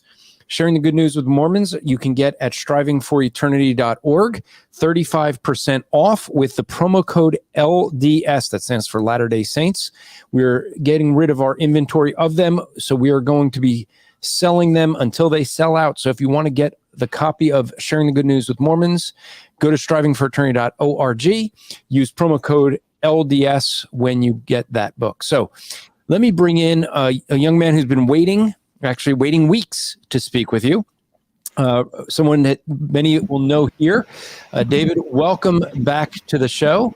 For folks who know, you're somewhat irregular, at least in the chat, and some people were commenting that you were quiet in the chat. They didn't realize you were coming on live. So yes. Hi, Doctor. Hi, folks. Hi, Dr. Jeanson.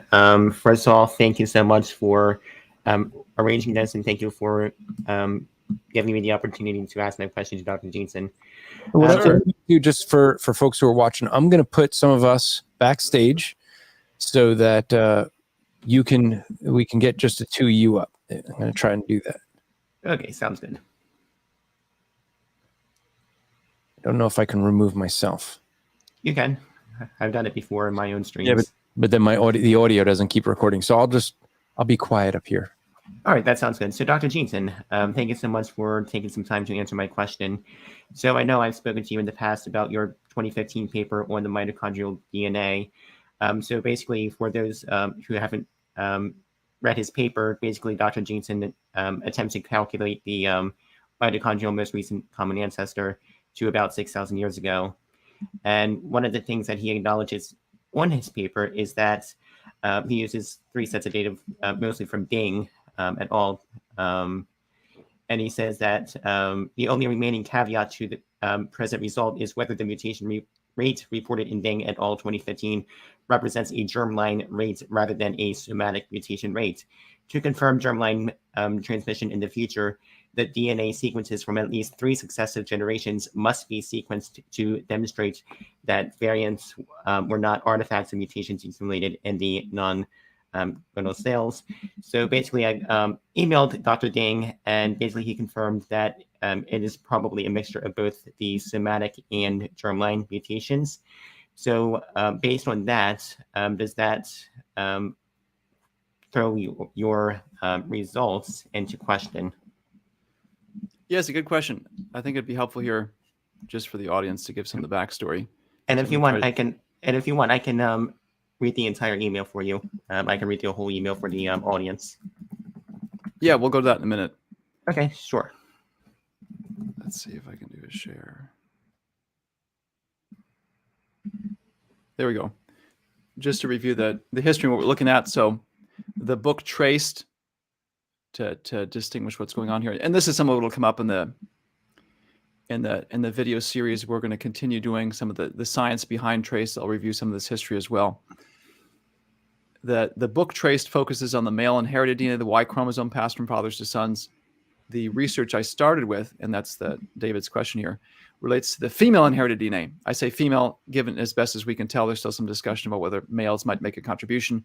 Males and females both have mitochondrial DNA, but females pass it on due to cell biology, at least it seems. Sperm cells don't have mitochondria, but they don't seem to penetrate the egg. Anyway, so it looks like a record of maternal inheritance.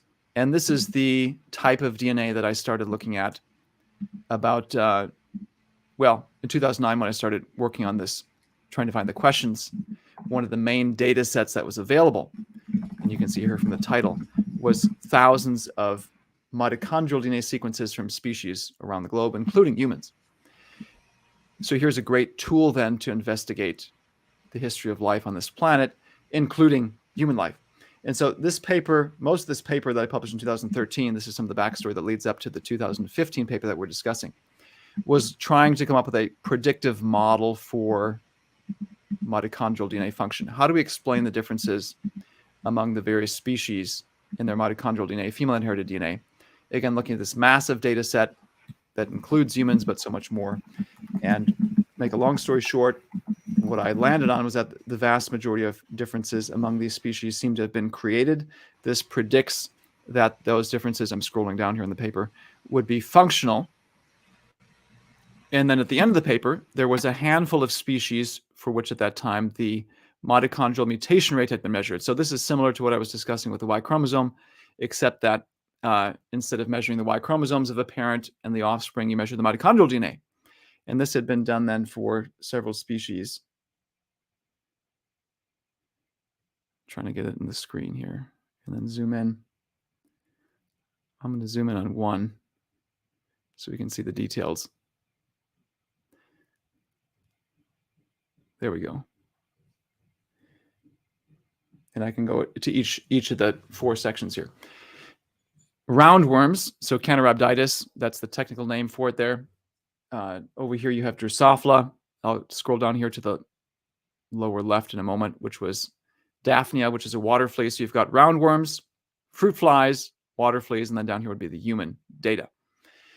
And in each case, so in some cases, the Caenorhabditis, also the Drosophila, and the water flea were multi-generational mutation accumulation experiments in which you just grow these animals in the laboratory. You get the sequence of the ancestral generation, mitochondrial DNA. You get the many generations later, the offspring.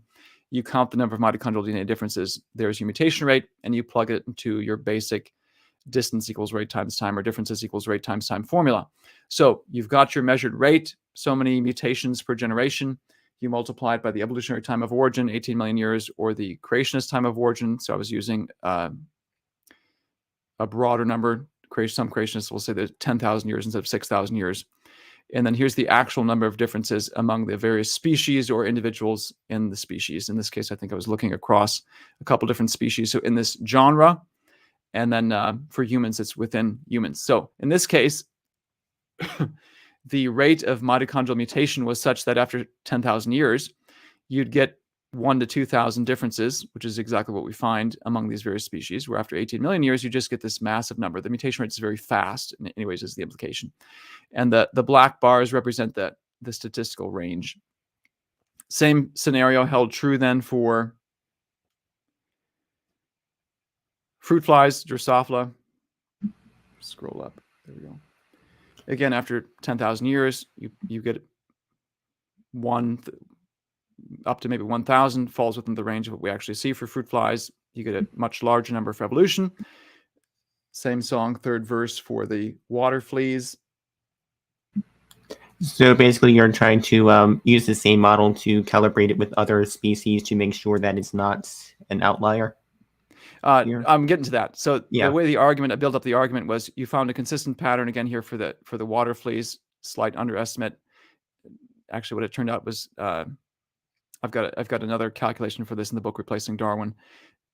Water fleas have a large amount of insertion deletions as well, and so once you incorporate all that, the numbers lined up for the Young Earth creation model.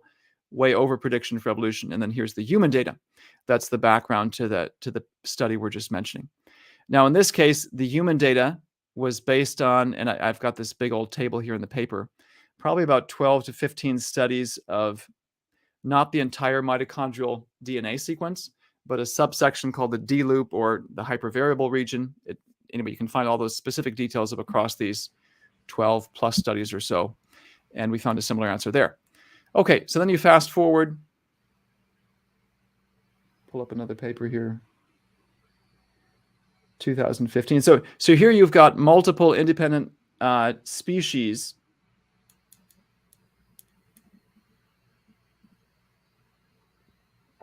all giving the same answer, which we're talking about across animal phyla, which argues that this conclusion is true. It leads to testable predictions, which I put in print in Replacing Darwin. Here's this 2015 paper that David had quoted from. We've got 3 studies that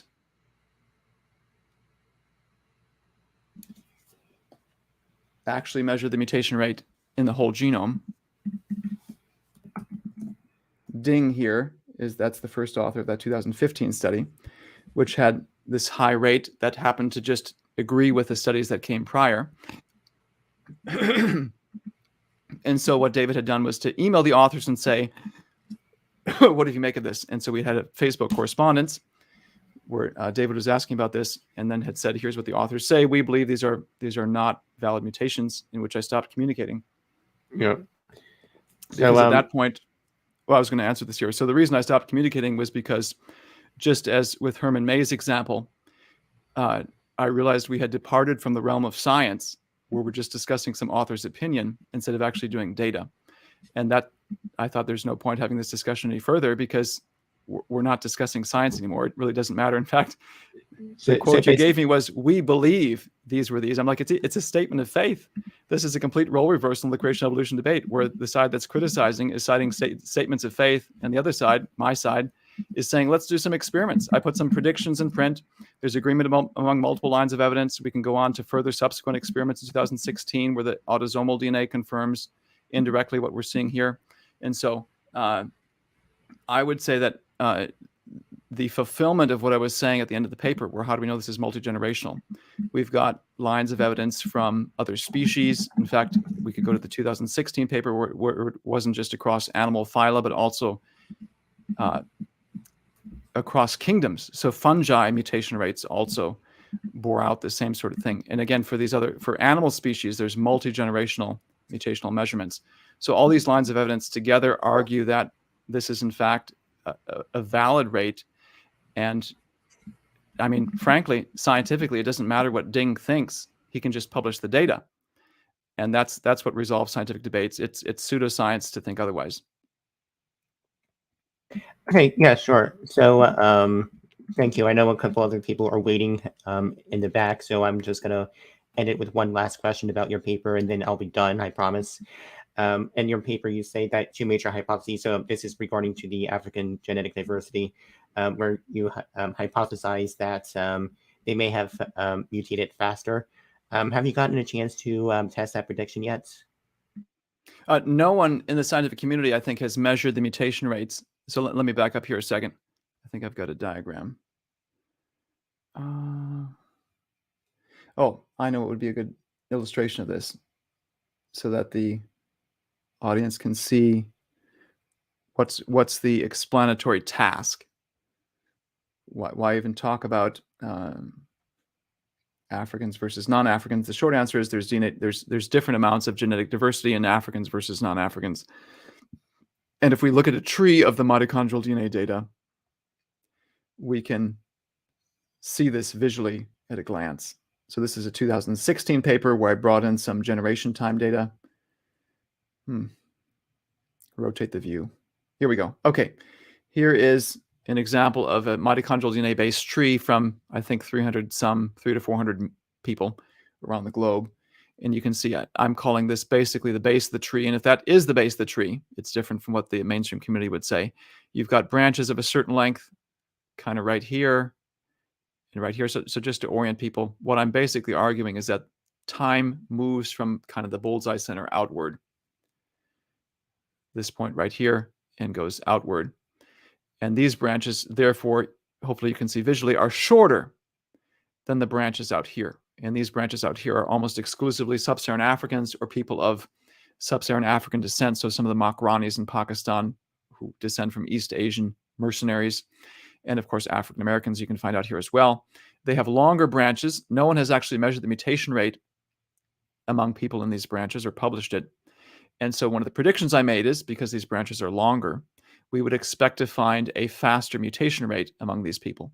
The way the evolutionary tree is oriented, I don't think I've actually seen a prediction along these lines in print, but you'd expect the same mutation rate in the African and non-African branches. So this is actually a great scenario where you can compare the evolutionary predictions and creationist predictions side by side. It is a literal prediction because no one has yet measured this mutation rate, mainstream community or myself. So no, it has not yet been measured. It's still a prediction. I'm anxious to see what the evolutionists will put in print. There's already an implied mutation rate.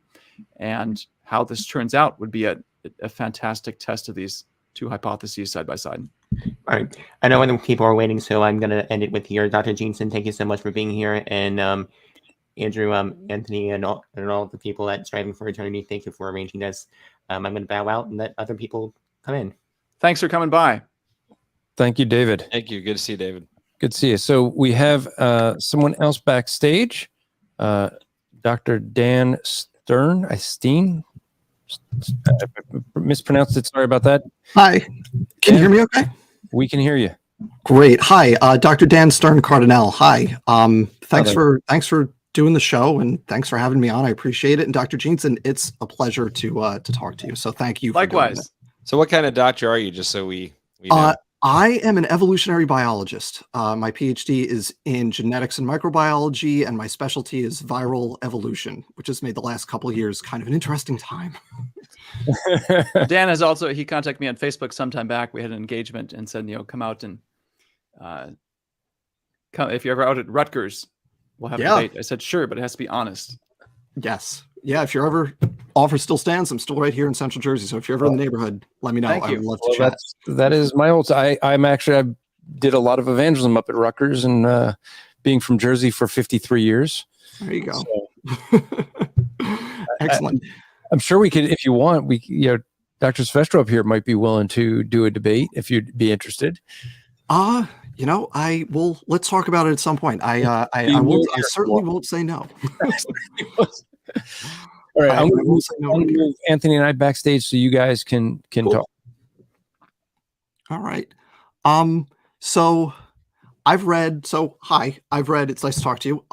Likewise. I've read Replacing Darwin, Traced with great interest. I was so pumped to get Traced earlier this year. So I've reviewed your work. Yes. I want to start actually just comment on something very brief that you said earlier about people criticizing creation science as not being science. And I actually disagree with that because I think what you're doing, I think what you mentioned, Dr. Behe, a little while ago, I think there are testable hypotheses here. And I want to say that up front, that I don't think that it's appropriate to say there's no science, but I think there are testable hypotheses. And my disagreement is that the hypotheses don't stand up, but I think there are testable hypotheses here that we can evaluate. So if I can interject something there. Yeah, go ahead. A personal anecdote that I kind of had was amusing as an undergraduate. We had a philosophy professor come in from Madison. So I was at Parkside between Milwaukee and Kenosha, it's in Kenosha between Milwaukee and Chicago, branch of the Wisconsin system. So they had a Madison guy, flagship campus, come in, talk about creation science, give a lecture. And that was the question, where he was sort of chiding his fellow evolutionists, saying, now, some of you would say creation is wrong because it's not science. And the other part of you would say creation is wrong because it is testable and it's been falsified and you can't have it both ways. Right. His conclusion was it's not testable. He's coming at it from a philosophy perspective. So anyway, I appreciate you saying that. I think it is. And I think one way, and I think Traced it gives a lot of opportunities for that. So one thing that jumped out at me in Traced was that there was only the briefest mention in a couple of places of Neanderthals. There was early in the book, there was one mentioned, and then later on, just kind of when you talked about post-flood and Babel, there was kind of a series of things you mentioned that would have been kind of in the immediate post-flood range. And Neanderthals were one of those things.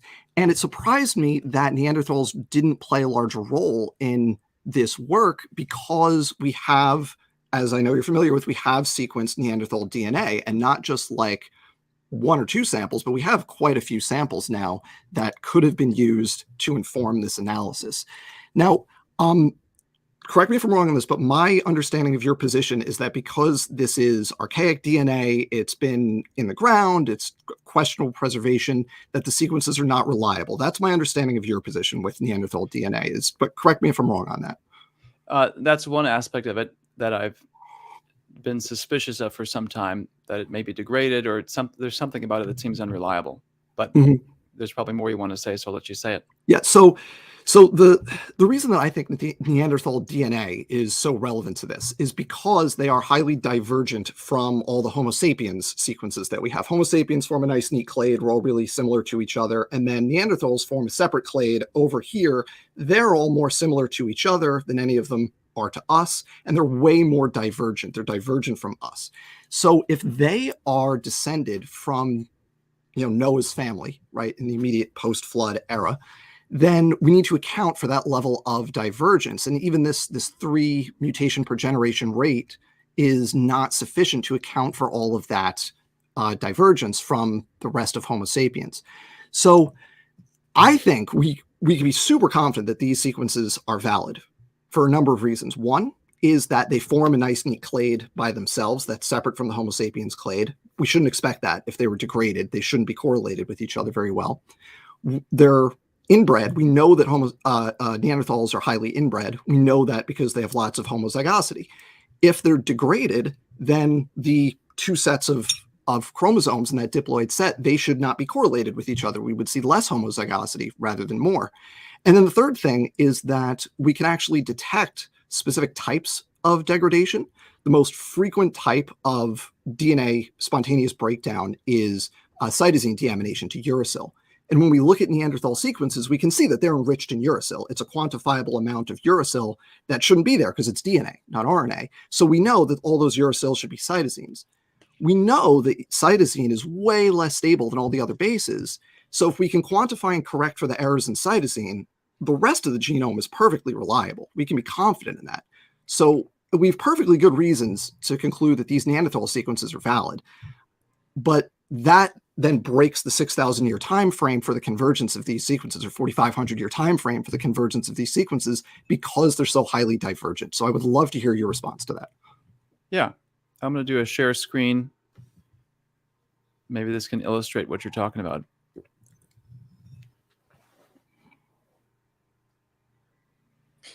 And I'll also say, as I'm putting the screen up for you, there are, with the two of you, there may be a lot of things that are going to go over our heads. So Sorry. if you could, there you're like also, Yeah. as you, the answer, could you help us to understand what some of this argument is? Yes, that was what I was going to try to illustrate here first. So what is the objection? And this is what I was going to try to show, just because there's a nice color graph I have here. And Dan has made this point, and Joel Duff has made this point, and I think Herman Mays has alluded to it as well. So I think I can illustrate it this way. Essentially, the argument is we've got this graph.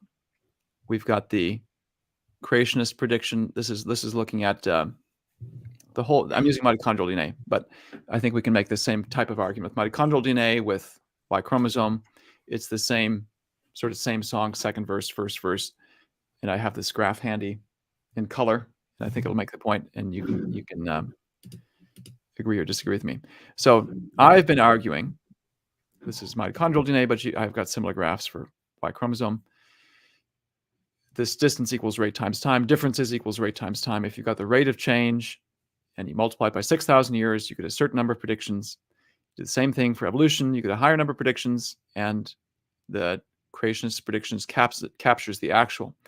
And how Neanderthal would change all this, it would make the green bar go up much higher. Would that be an appropriate illustration of what you're saying? So it would remove it. So my prediction then would be an under prediction of the actual number of differences. It wouldn't be 38 to 40. It would be maybe more, right. The observations are that the populations are more divergent than you can account for given the mutation rate and the time you're using. Right. So without them, you've got these black bars that seem to capture the green one. That the black bars, or excuse me, this range right here for the red is an over prediction. But if this green bar goes up, because you have a DNA sequence that's very different, like the published Neanderthal sequences, now you've changed the conclusions. Now it's the creation model that doesn't match it. It's the evolutionary model that does capture it. That would be a fair summary of the main objection that you're advancing here, yes? I'll say yes, but I also I don't exactly agree with that red bar, because you can't use a molecular clock that's that strict, but that's a separate objection. Sure. That's a separate point, but that's essentially the here's how it contradicts creation line of reasoning. Yeah. And Joel Duff has tried to make a similar point.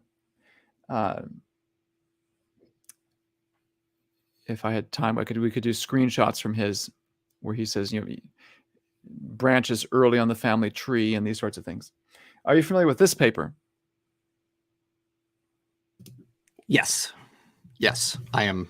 Assume I'm familiar. I have a folder of all your work, and it's highlighted and annotated. So then you're familiar with trying to find a specific tree.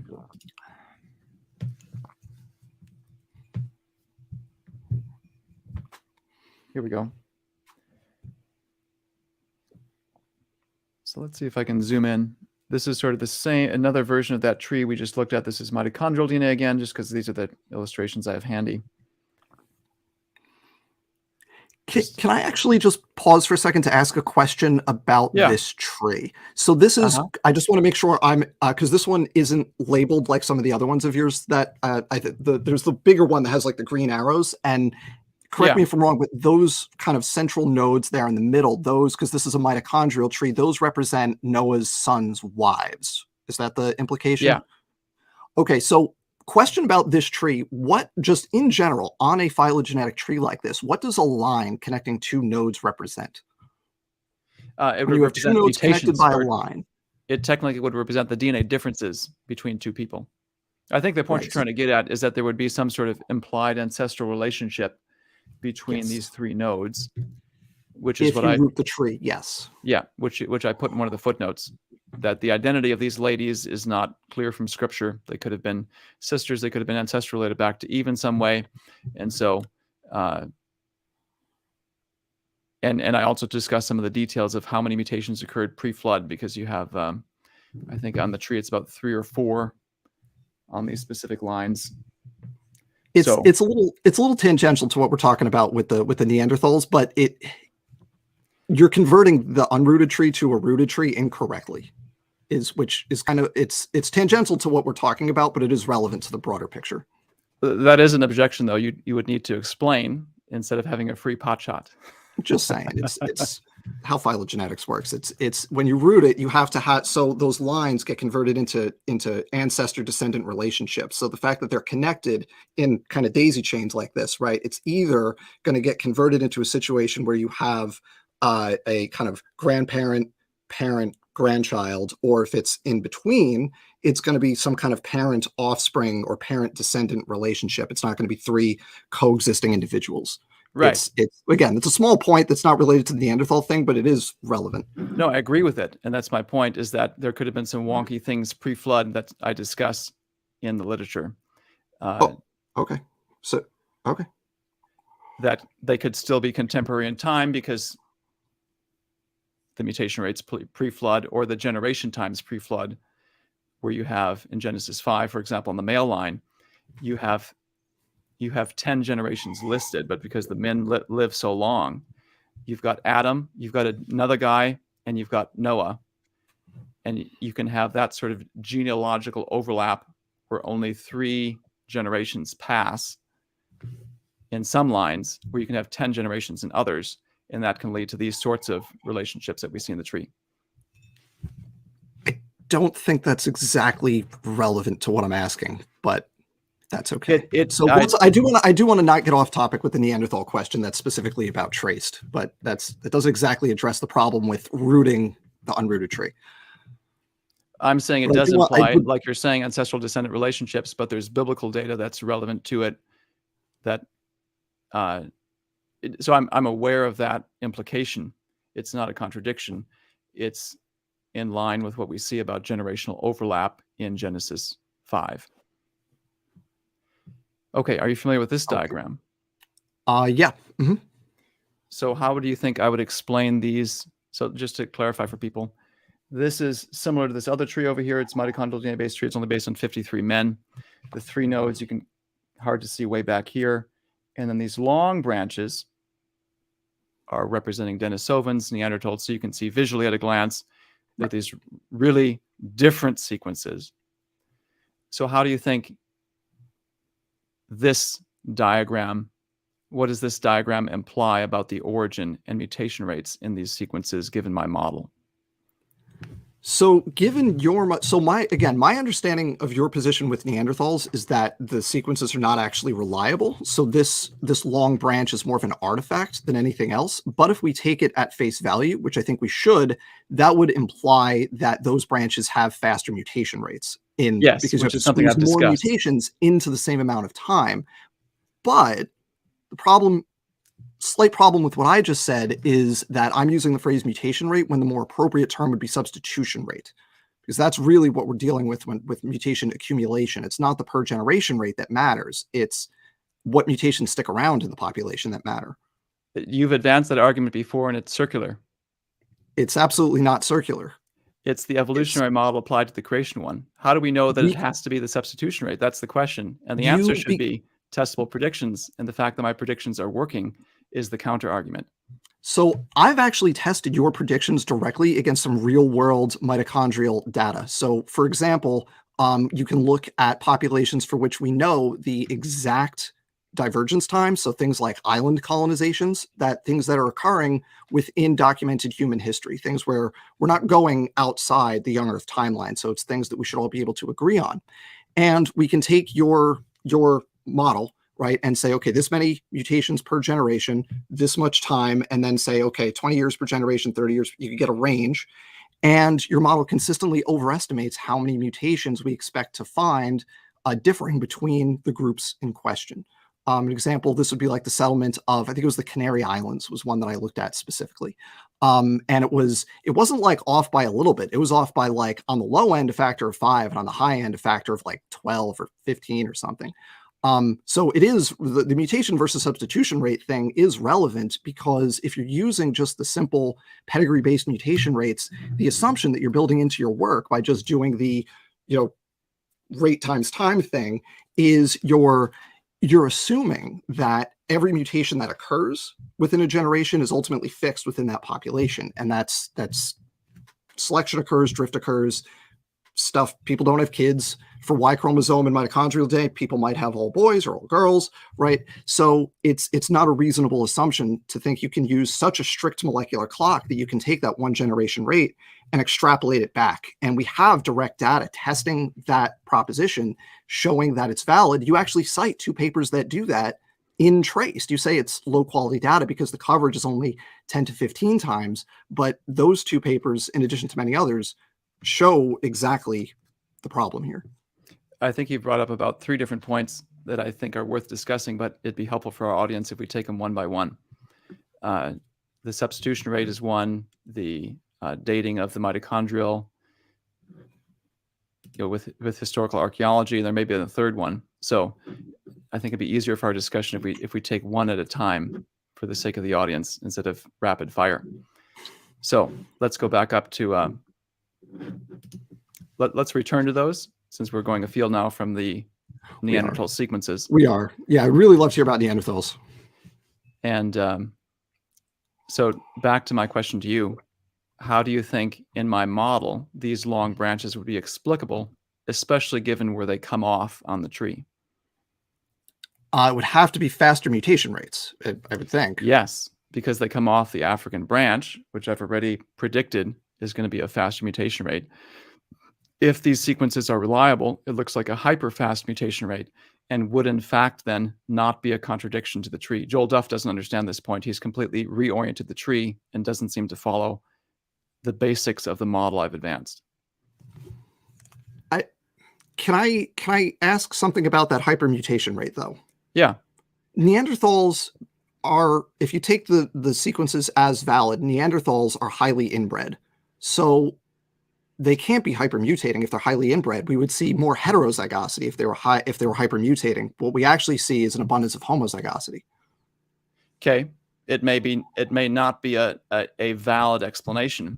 I just wanted to point out that there was, in some of the criticisms of Neanderthal sequences, there's an inherent circularity or a misunderstanding of the model. So what I've been saying for a while, and because this is a paper from 2015, either it seems they're part of a hypermutating sequence, which wouldn't apply to the calculations I've been doing, or the DNA is somehow degraded. Now, that's 2015. Let's fast forward now to 2019. Are you familiar with this paper? Mm-hmm. You're familiar with that paper? Okay. Yes, I am. And how did I test Neanderthal sequences, since the title of the paper is Testing the Predictions? How did I test the validity or the relevance of Neanderthal Y chromosome sequences to what I was doing here? What was my main argument? I don't recall this specific argument in this paper, but I would love it if you would refresh my memory. I wanted to hear that from you because it's the foundation of my current model of Neanderthals, and your unfamiliarity with it is significant.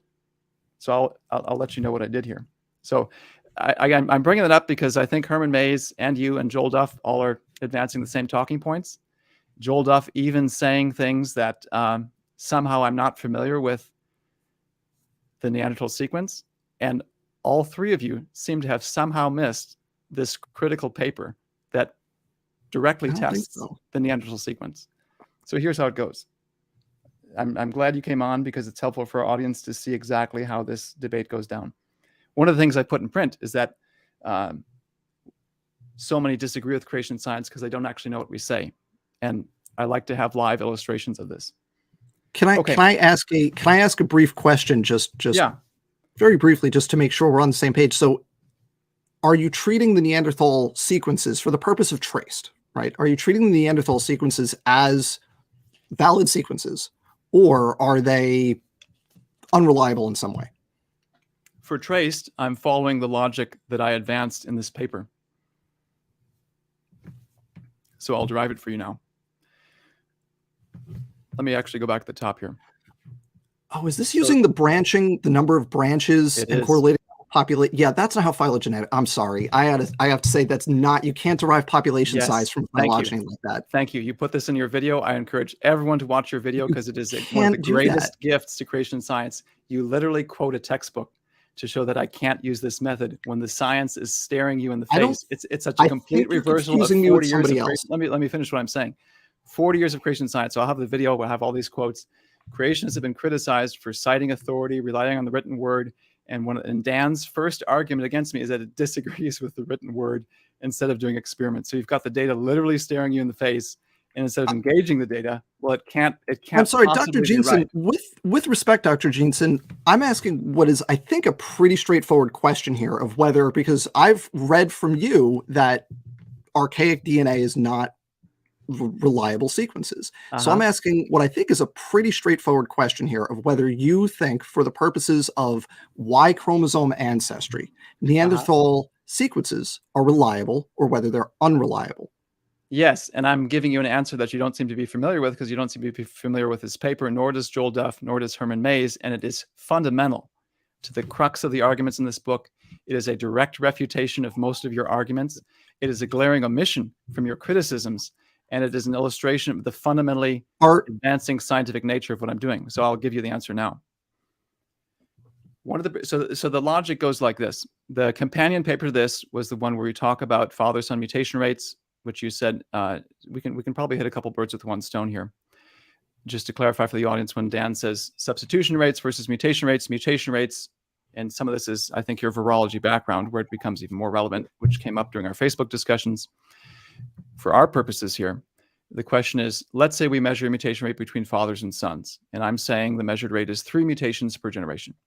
How do we know that rate has been consistent throughout human history? How do you know that all those mutations will last?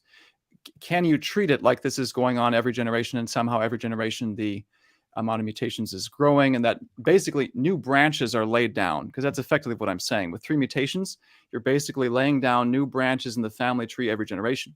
That's essentially the implication of what I'm claiming, if that's the mutation rate. Well, it is what I'm claiming. You can disagree that's with not how saying. if I may stop. You have to. Yeah, I'm saying this is what my model predicts. You can disagree with it, but I'm saying I'm articulating here's where my model is going, and here's how I'm going to test the predictions of it. That's the fundamental focus of this paper. It's critical to what I'm advancing. A fundamental misunderstanding and all the criticisms. A great gift though, because there's a critical scientific element of what I'm doing here. So I'm saying if that's true, there's actually a guy on Josh Swamidas's page. It finally clicked for him. I had to laugh at this. He's like, if Jeanson's model is true, we should be laying down branches every single generation. And that is at the heart of this paper and one of the strongest arguments for the validity of what I'm doing. So here's how it goes. I realize it disagrees with how the methods are typically done in the textbooks, but science is supposed to be finding chinks in the established armor and then testing these new ideas, which is what this is exactly doing. How do we know this is true? So let me again derive how I'm getting to this point. So we've got my claim from the examination of the published literature that the mutation rate is 3 mutations per generation, and I'm treating the mutation rate as a substitution rate, that this rate is consistent. Thank you. Thank you. That's what I'm doing. Now, that disagrees with the evolutionary textbook. I was right about that. Good. Yes, this disagrees with the evolutionary methods where you don't do that. And I'm questioning that. And so how would you go about establishing which of the 2 positions is correct? Which of the 2 methodologies is correct? you'd find an independent data set in which the two no. models.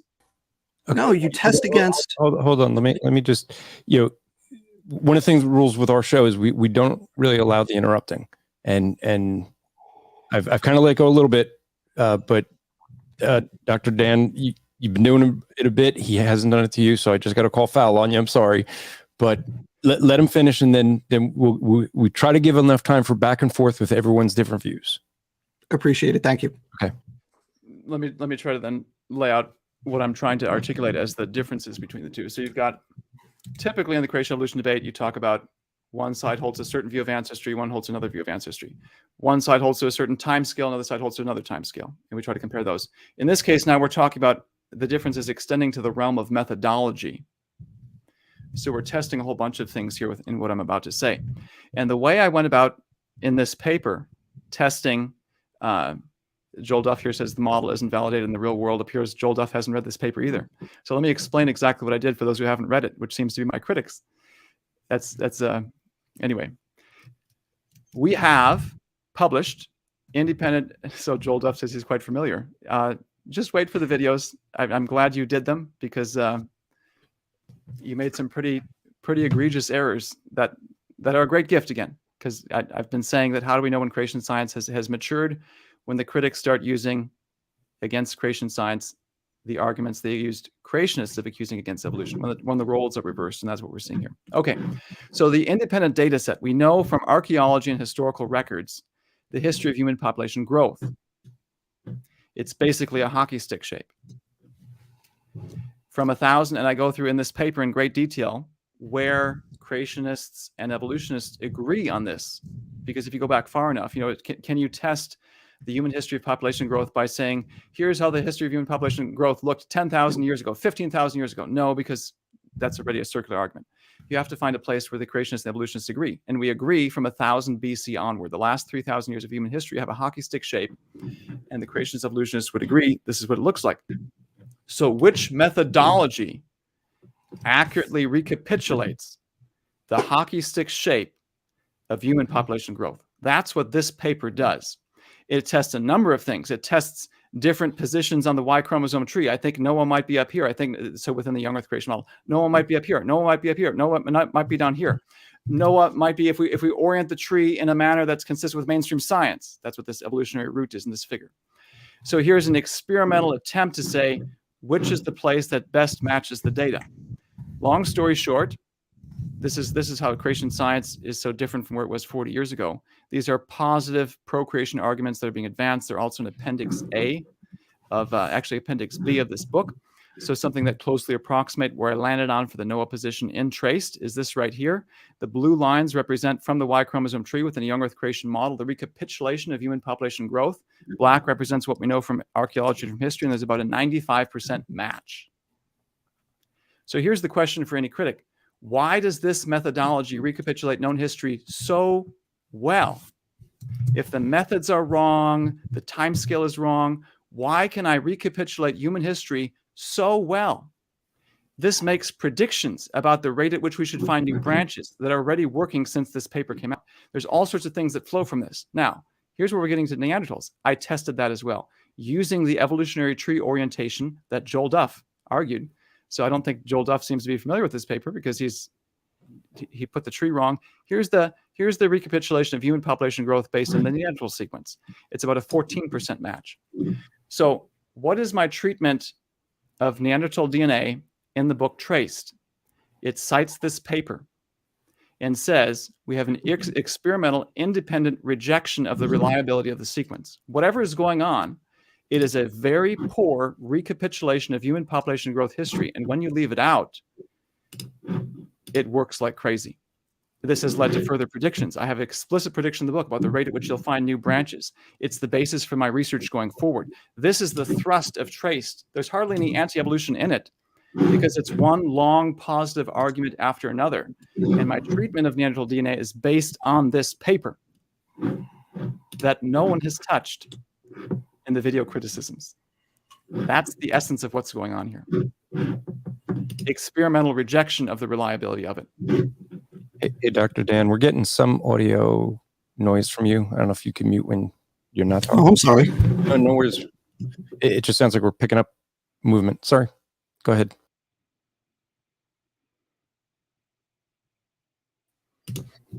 I think he was done. Text me now. Back to you. Oh, okay. Sorry. Yeah, sorry. I was clicking something, but yeah, my apologies.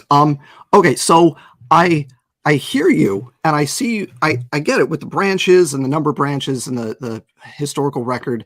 That's not relevant to the mutation substitution rate question. Just The way that we it's based on it. And so the question is, if all that I'm doing is wrong, why do I get this 95% match? let Dan finish. Oh, asking I'm the sorry. question. Go ahead. so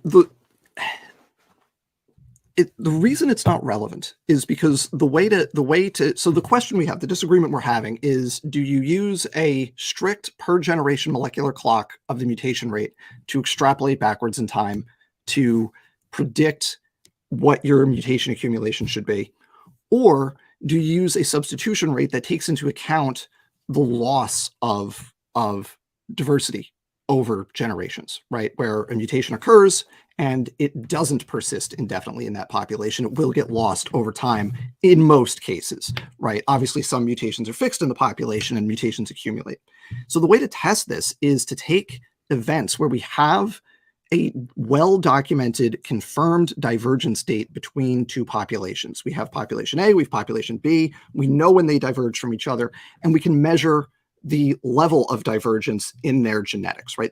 And we can then say, okay, you have your rate. Your math is, just how many generations, what's the per generation rate? We can see if that matches up.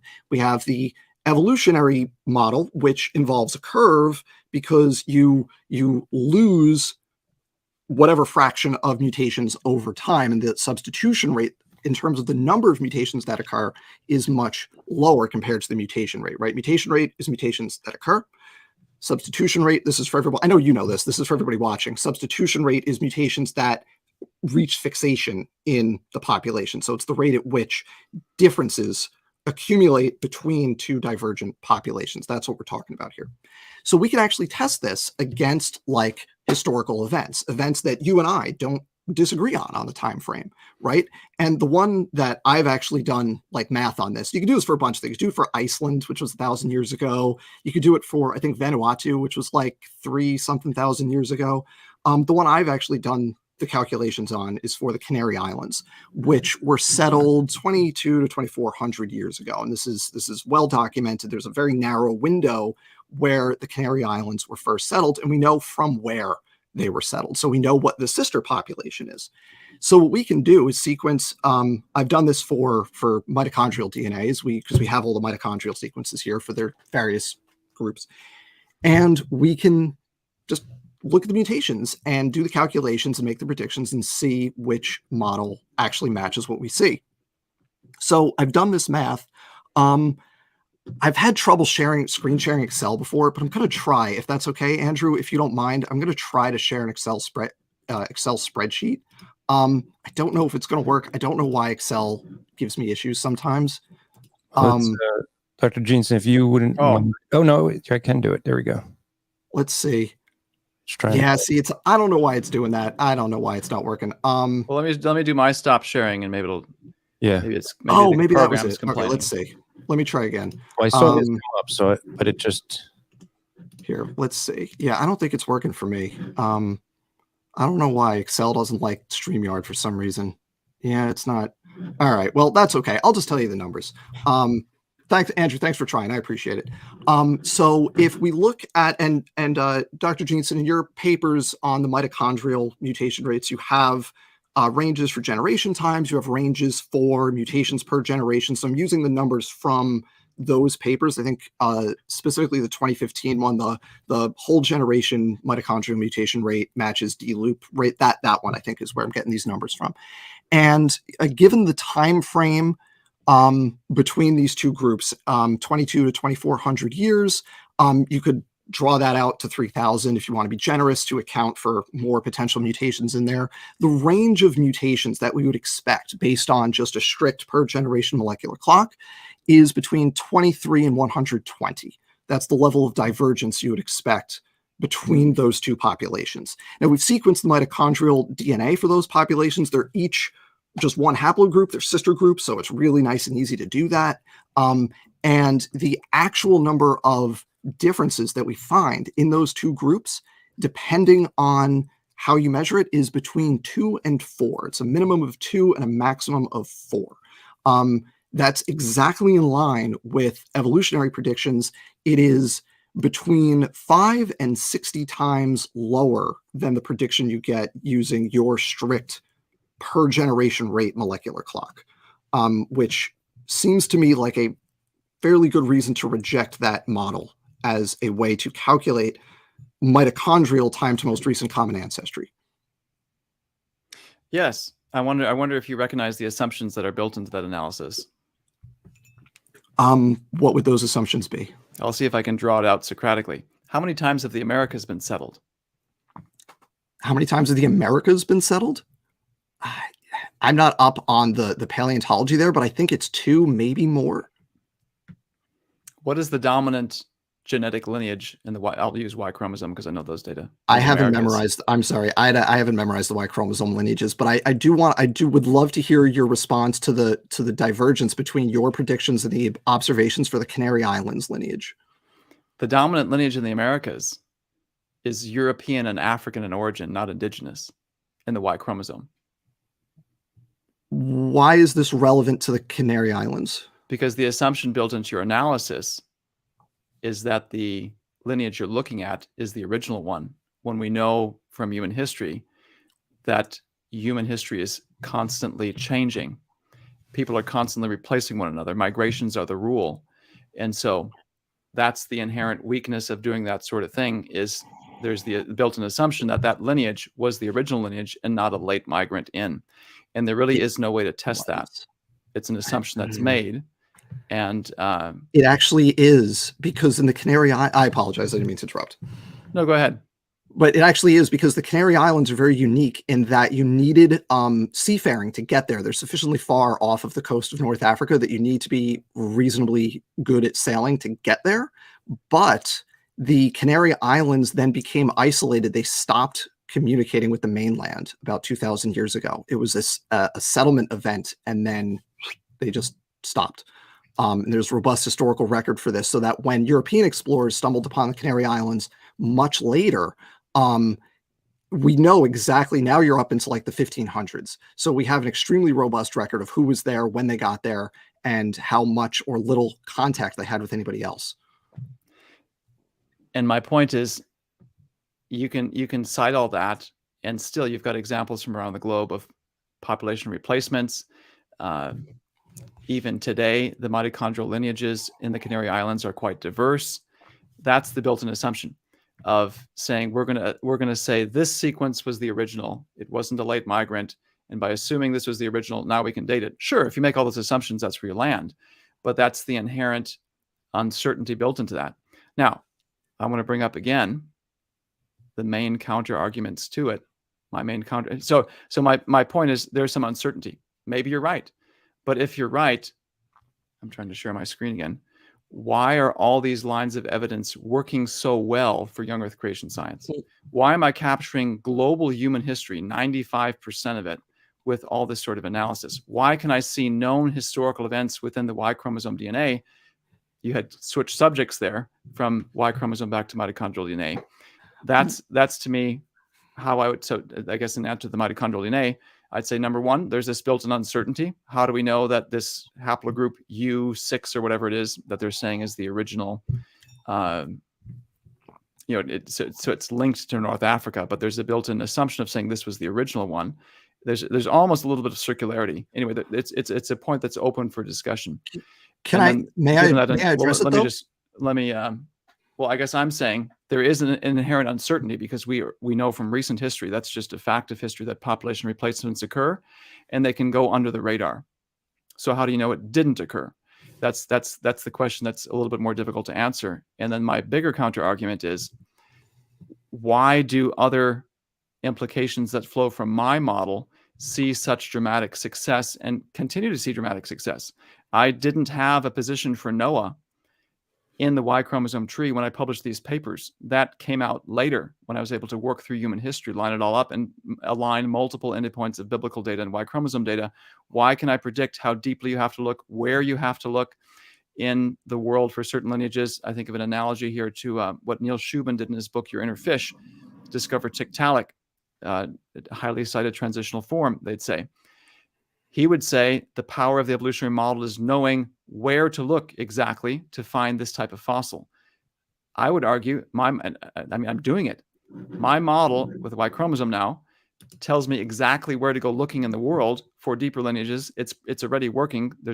I can give you examples of this, of lineages are showing up where they should and exactly on the tree where they should in a manner that matches this population growth curve. So it's not just that this particular study showed 95% alignment to the history of population growth. It's that there's a mathematical relationship here. If I sample this many men, I should see this many branches in the recent past, this many branches in the ancient past. If I want to go looking for more branches in the ancient past, I have to sample this many men. This is just basic math that I'm using going forward. So that's my main response to the Canary Islands example is, I think there's an inherent uncertainty in it. I'm sure there's some counter arguments. The way forward is you do experiments, which is what I've been doing for the past several years, and they keep working. And that to me is my main challenge to my evolutionary colleagues is, please explain why these predictions keep getting fulfilled if what I'm doing is fundamentally wrong. May I? Go ahead. Because so it's I use the Canary Islands as an example because it's well documented historical event, because the only settlement post the original settlement was Europeans in the 1500s, so we can easily tell those lineages apart. But I'll leave that to the side, because it's not just that one data point we can use. We can test this model against lots of similar instances within a comparable time frame. So you've got Iceland, you've got Madagascar, Vanuatu, several others. Now you could start, and you could, within a young Earth time frame. And then you could go beyond a young Earth time frame and say, okay, if Europe was actually settled 45-ish thousand years ago, here's what we expect to see. If Japan was actually settled, whatever 30 something, or maybe I always get I forget which is which, but one of them was 30 something, one of them was 40 something thousand years ago. And if those numbers are true, we can say, okay, here's the level of divergence we expect to see. So again, we're making predictions, right? Here's the level of divergence we expect to see given the substitution rate model. And that's exactly what we end up finding. So it's not just one instance where we're relying on a historical record that you may disagree with. It's multiple instances where we're having historical records, archaeological data, and we're seeing that that's exactly in line with the genetic data. So that's my answer to why does this model work? It does. The creation model isn't really working. It's when we make these predictions, it lines up with the substitution rates that get you a mitochondrial most recent common ancestor in the neighborhood of 1 to 200,000 years ago, and a Y chromosome most recent common ancestor in the 2 to 300,000 year ago range. I appreciate all that, and happy to grant it for sake of argument. You still haven't answered the basic question. You're denying that there's a match that's staring you in the face. That is a quantifiable 95% match where I've employed my methods, my assumptions, and it works and it predicts things in the future. You can't just say it doesn't exist. It's right here. It's in the paper, and it's continued to work. It's in the appendix for Traced. It's the basis of research going forward. We can point to other examples where it's. And again, this is what kind of made me chuckle in the Peaceful Science Forum. It finally clicked for one of the critics saying, "If this is true, you should see branches appearing constantly." And I'm like, "Yes, that was the point of this paper from 2019, and we've seen it continue to work." So that's my main rejoinder. We can go into these specifics for these historical events and such. My main argument counter would still be there's this inherent assumption about the continuity of settlings and the dynamism of history. But the bigger point is we've got data right here as one example where there's a tremendous match and it continues to work. So how can that possibly be true if what I'm doing is deeply flawed? So the reason that that in your presentation, it continues to work is actually, I think, partially answered by the first thing you said about the dynamism of history and how populations move around and everything. And there's another really good example of this directly from Traced that I think is relevant to this question. Are you familiar with the Villa Bruna specimen from northern Italy? Stone Age remains. This is one of these ancient DNA samples I think you discussed in your video, correct? I forget if I brought this one. I think I brought this one up. I think I brought this one up. So this is the R1b specimen from northern Italy. It's a Stone Age burial site, which in conventionally dated to about 14,000 years ago. In your model, Stone Age specimen would be immediate post-flood, if I understand correctly. So it'd be like between 4,000 and 4,500 years ago. And also, thank you. I appreciate that you watched the review. Appreciate it. So thank you for that. So this specimen, well-documented Stone Age specimen. It's actually in an area, in a find with other specimens. Like, it was a burial site that was used for a really long time. So we've got Stone Age specimen and more recent specimens there. And this is an R1b specimen in Northern Europe that in traced, correct me if I'm wrong, but R1b entered, I should say Northern Italy, not Northern Europe, but it entered Western Europe between between year 700 and 1400, somewhere in the Middle Ages. Is that correct? R1b Yes. entering Europe from Eastern, in the Middle Ages. like the steppes in the So Far if R1 beyond where I'd put the Stone Age. Yes. Right. So R1b enters Europe in the Middle Ages, but we have a Stone Age specimen, which even according to your timeline is like 4,000 years ago, that has R1b in Northern Italy. That specimen didn't get mentioned in the book. It's pretty well, like, it's really well documented. It's a famous thing. It's even got its own Wikipedia page. So how do we reconcile those two things? The same way I did with this, we experimentally tested, and that's, you'd get the same result as I was just showing here. So I think this again, we return to, it doesn't seem like any of the critics are familiar with what's going on in this paper. We can experimentally test whether or not that's reliable or useful. It does not produce population growth curves that are superior to population growth curves based on the DNA from the living on the young Earth timescale. It's this tremendous match where I say the data itself indicate that when you just use living DNA and the 45-year timescale, you can recapitulate large swaths of history to a high degree of accuracy. And it makes predictions for the future. This is what I'm using to try to find. My model predicts there's going to be a whole bunch more ancient lineages in this family tree.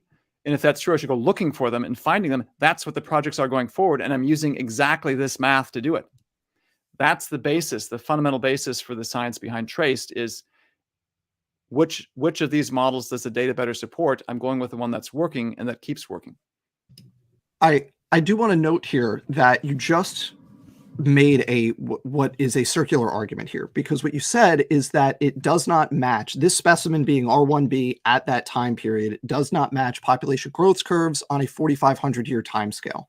That's exactly what I'm saying. It doesn't match a 4,500 year time scale, which is reason I think to question the 4,500 year time scale, not the validity of the sample, which is why the question I kind of started this with was, are those DNA samples valid? And it seems like you're saying the answer is no, not because there's technical reasons or whatever with the dating of the specimen or the sequence of the specimen, but it's because it contradicts the growth model you've constructed based on 4,500 year history. Therefore, they must necessarily be invalid. And that seems like a circular argument to me. Then I haven't communicated it clearly. What I'm saying is, I guess I skipped over a few steps here, is I was taking the argument you were making and then applying it within this framework.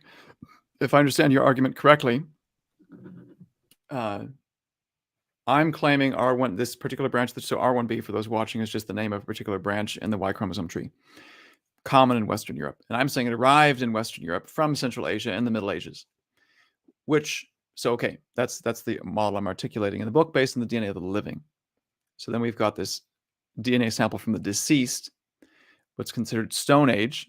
So if we analyze it within a young Earth framework, Stone Age would be shortly post-flood. It'd be thousands of years prior to what I'm arguing for R1b coming to Europe.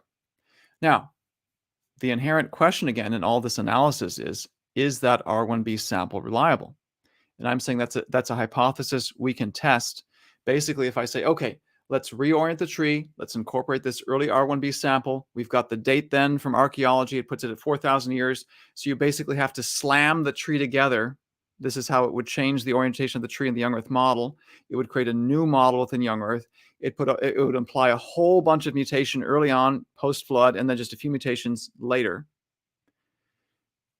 You can create a new young Earth model and then draw a human population growth curve from it. And you would get a population growth curve that looks something like this. And I can experimentally reject that as inferior to a population growth model that excludes R1b from this ancient sample that's drawn based on the living. It's basically a form of hypothesis testing. It's same song, second verse with the Neanderthal. These ancient DNA sequences produce population growth curves that are inferior to those based on the DNA of the living. Okay, so I'm going to pop in real quick. It's the bottom of the hour. We have gone a little bit long. I will want to ask for both of you, and even Dr. Joel, who's been commenting back, Joel Duff, if you guys would be open and having a longer discussion, and we could set that up here if interested. But I want to give you guys a couple of minutes more. I have one quick thing to say, I think, and then I'll have. I know we do have questions that came in throughout, and we wanted to try to get to those as well. But I want to be respectful of each of your times. I know that Dan, you've been sitting backstage for quite a while, and Nathaniel, you've gone over what we agreed to. So I want to be respectful of that. So I want to just give a couple more minutes. So if you have one more question, I'll let you ask that, and then we'll try to wrap that up. Okay. So I'll be real quick. We could talk for hours and hours and hours about this because it's just super fun. But I'll be real quick because I think what you just did was what you just said was the most informative part of this whole conversation. And it was this. What you said was we have a model and we have this specimen. And if you take that specimen as valid, right? If you take that specimen as valid, you have to rework your model. So we should not consider that specimen valid. And you said that's a form of hypothesis testing. But I think you have the hypothesis test backwards. Right? You've just misrepresented the model. Go ahead, though. I'm just going based on what you just said a couple minutes ago. You've misrepresented what I've said. Oh, please correct me then, because it sounded like, it sounded like what you were saying is you have your model of population growth and this sample does not fit within that model of population growth. Therefore, we get rid of the sample. No, what I'm saying is we have an independent data set by which we test models, and that is the history of human population growth from archaeology and historical records from 1000 BC onward. That's the independent data set, independent of genetics, that young Earth creationists and evolutionists agree on. We test various models against that data set to see how well they match. And I'm saying if you include Neanderthals, if you include that R1b sample from Italy, from ancient times, Stone Age times, you get a population growth curve that doesn't match the test data set. When you do just the living, move my hand here, sorry, mirror image, it gets a 95% match. So it's the independent data set that is the test of these hypotheses, not whether or not it fits my model. I'm saying you can create multiple young Earth creation models, and young Earthers have, and I've been encouraging them to do that. Go do it. That's science. Create a whole bunch of models and then find an independent data set to test it against so that you know whether or not you're on the right track. That's what I've been trying to do. Right. So it's a population growth model, not a nucleotide substitution model that's underlying these rates. Is that a correct? What do you mean? So you're basing you're looking at the rates of change genomically, right? But you're calibrating it against a population growth model rather than a nucleotide substitution model. I'm saying we have this independent data set that if my model and its consequent methodology is true, should match. There's an inherent timescale, tree orientation. There's a whole bunch of elements of this model. And I'm saying the way you independently test that without making it circular is this archaeology and historical records-based population growth curve. That's the basis for why I'm going certain directions, not whether or not it agrees with 4,500 years or whatever. This is the data set that we all agree on and how we test models against it. But we don't all agree on that data set because it's that same data set that's used to inform like the dating of the settlements for the Canary Islands and other samples that we use to derive a nucleotide substitution model that's vastly different from the mutation rate that you use. So we don't all agree on that model. Do you know That the model source? is up for dispute. Do you know the source of my population growth data? I'm not specifically familiar with the source of your population growth model, but we like No. We're I'm not saying, agreeing do you on even know archaeology. do you even know what source I'm citing for the independent data set? I don't know specifically what source you're citing, but you're disputing what I'm citing for things like settlement events, colonization events. So obviously we don't all agree on No. population placements and archaeology. We don't agree on those things. You're changing the subject. This is I'm not. this is debate 101. Do you know the basis for what I'm saying? I cite the source. You don't seem to be familiar with this paper. I've read your papers. I haven't checked all of your sources. That takes a long time. It's based on a So, 1975 analysis, pre-genetics, based on historical records, archaeology. Here's the estimate of human population growth curve. Right. That's the data set I'm testing this Awesome. against. And what I'm saying is similar data sets that we can calibrate our nucleotide substitution model against, you're saying are not valid for various reasons. Some of those reasons, migrations happen. It gets right. R1b appears where we don't expect it to be at a time we don't expect it to be. No, I'm saying we're making a similar. I'm sorry to point. interrupt, but you're confusing multiple elements of this and not separating out the independent elements of it. I would very much disagree. But anyway, my final point, I see Andrew in here. So my final point is that these models have been directly tested with known historical events.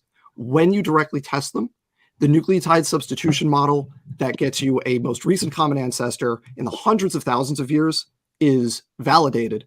And the strict per generation molecular clock model that treats mutation rate as substitution rate is directly contradicted by directly observable genetic data in the present. That's where I'll end it. And I would love to continue this conversation at some point. Thank you for all the time. No, I appreciate that. I think it's a good way to end it, where you've avoided my main point, and it's fitting for what we've done.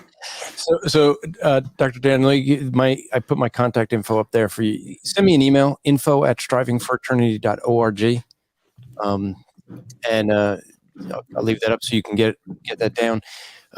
If you guys are both interested, we could do more. But I'm gonna put you backstage. You could still read the screen. Wanted to go through. I should bring Anthony back in. He loves when we go over the 2-hour mark. Just so you realize, our audience has dubbed that as Anthony time. I should have trademarked it. Yeah, because what happened? So there was a period when I was moving and just dealing with a lot of issues, health issues. So Anthony took over the show, and everyone noticed that every time he took over the show, they were like 3 or 4 hours long. I loved it. I will admit, everyone's asking for Anthony time, even now. But I want to just ask how much more time we would have of yours, because there were a bunch of questions that came up throughout, and I figured, if you have maybe another 30 minutes, we could do that. If not, Sure. okay. Yeah, let's do. Let me just hold on. Yeah. Well, while he takes a break, I got to make sure I haven't committed to. Yes. Go ahead. I had to check my little black book to make. I had double booked something before and narrowly avoided embarrassment, so I wanted to make sure I didn't. Yeah. Well, get embarrassed because I've not been double booked, but I had the reverse happen where someone booked it and they changed the date, but the person who we had that was doing that back then didn't cancel the date, just added a new date. So I showed up in New York City when they were having a bike race. So it took me like 6.5 hours to get home from New York City to New Jersey. And so it was not the one that I really enjoyed. So I showed up and they were like, "We weren't expecting you." They let me preach anyway.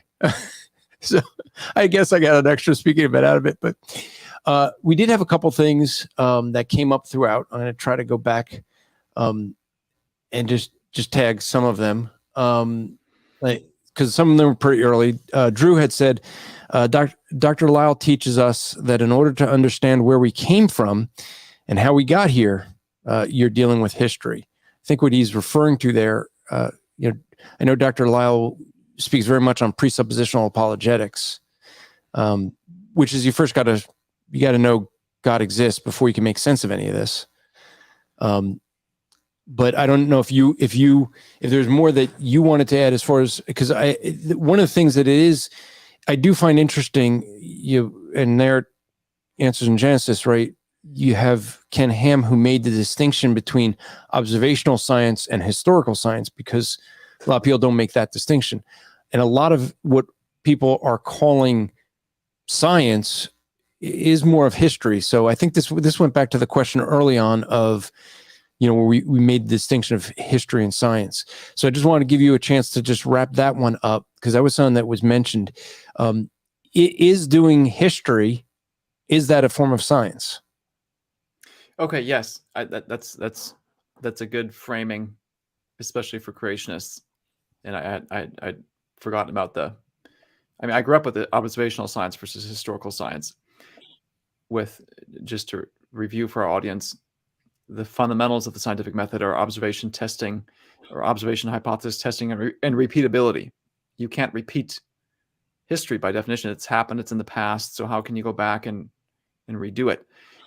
Or maybe a good way of thinking about this, at least how I've done it for myself, is, are you asking a present tense question or a past tense question? So my graduate work, medical science, is operational science. Specific, the big question there was, how do stem cells normally operate in the body? We of course want to understand that, so we can understand how things go awry. Cancer, in a sense, has both elements of historical science and operational science. When someone gets cancer, it's an event in the past. You can't go back and repeat it and recreate it. You can take guesses at it and try to recreate cancer in the lab. Treating cancer is a present tense question. Does this drug cure this type of cancer? And does it do it in a repetitive, predictive way so we can apply it to patients? Did this person's cancer arise for this reason or that reason? Now it's a historical investigation. So this is a helpful distinction to keep in mind. What I've been somewhat surprised by over the past 12, 13 years in creation science is how much these two end up intersecting. I guess, to use an example from genetics, I guess I've been surprised by how much one's view of origins does play a role in basic medical questions. Again, genetics is playing an increasingly larger role in how we understand and treat disease. But where you go looking for the cause of disease is in part a function of how you view the DNA as a whole. Is it a bunch of junk? Is it highly functional where things go awry? There still is a distinction between historical science and operational science, but I guess I've been surprised by how much one's view of origins does have real world relevance in day-to-day questions like health and disease. So I guess it's messier than I first anticipated. That distinction exists, and I feel like a helpful way to distinguish the two is, are you asking a present tense question versus a past tense question? Nonetheless, when someone holds to evolution or creation, it will impact how you do health research. And that's a sobering thought. Okay, so we had Reason to Doubt, we had a lot of people very active. They all seem to know one another in the chat, but new to the show. So welcome you to come back and to come in and, offer challenges. Reason to Doubt said, if future experiments show your predictions to be false, will you abandon your model? There's a couple answers to that. First, yes. Secondly, I have already done that historically. And thirdly, I think what's behind the question is, will you give up on Christianity and young earth creation? And that's probably the one that's more relevant. But let me back up for the first two, having already done this. So just to give a brief historical overview, again, where I began 2009 was with mitochondrial DNA experiments. And we found this mitochondrial DNA clock that seemed to mark off 6,000 years of history for multiple species, including humans. I got excited and thought maybe we can do the same thing for the autosomal DNA, the DNA we get from both parents, 99% of our DNA. Found some data that seemed to be anti-evolutionary, didn't seem to be strongly young earth creation. And one of my colleagues, Rob Carter from Creation Ministries International, fellow geneticist, was advancing a different model that God had created differences in Adam and Eve. And I thought, this is arbitrary, ridiculous. You can't advance that. I wanted to keep pursuing this mutation-only model. I came around his view once I recognized that view, in fact, makes testable predictions. It's the view I articulate in replacing Darwin. Science is very dynamic. and people are constantly changing their mind, constantly evaluating new ideas. There's times I've sweated because, or almost sweating because I'm like, well, how do I deal with this piece of evidence? I don't know what to do.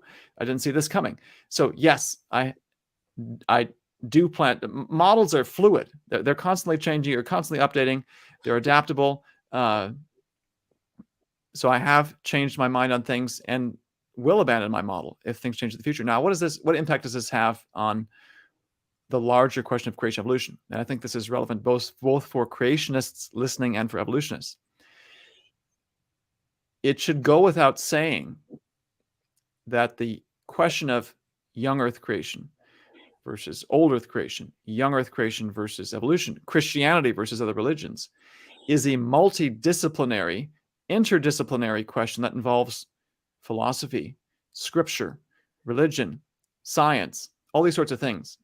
And so if one scientific aspect changes, the model I've advanced based on this framework, and I abandon it, does this cause me to rethink all of Christianity? No, because, and frankly, this is true for everyone, whether they recognize it or not. I'd be hard-pressed to find one person who bases his entire worldview on one thing.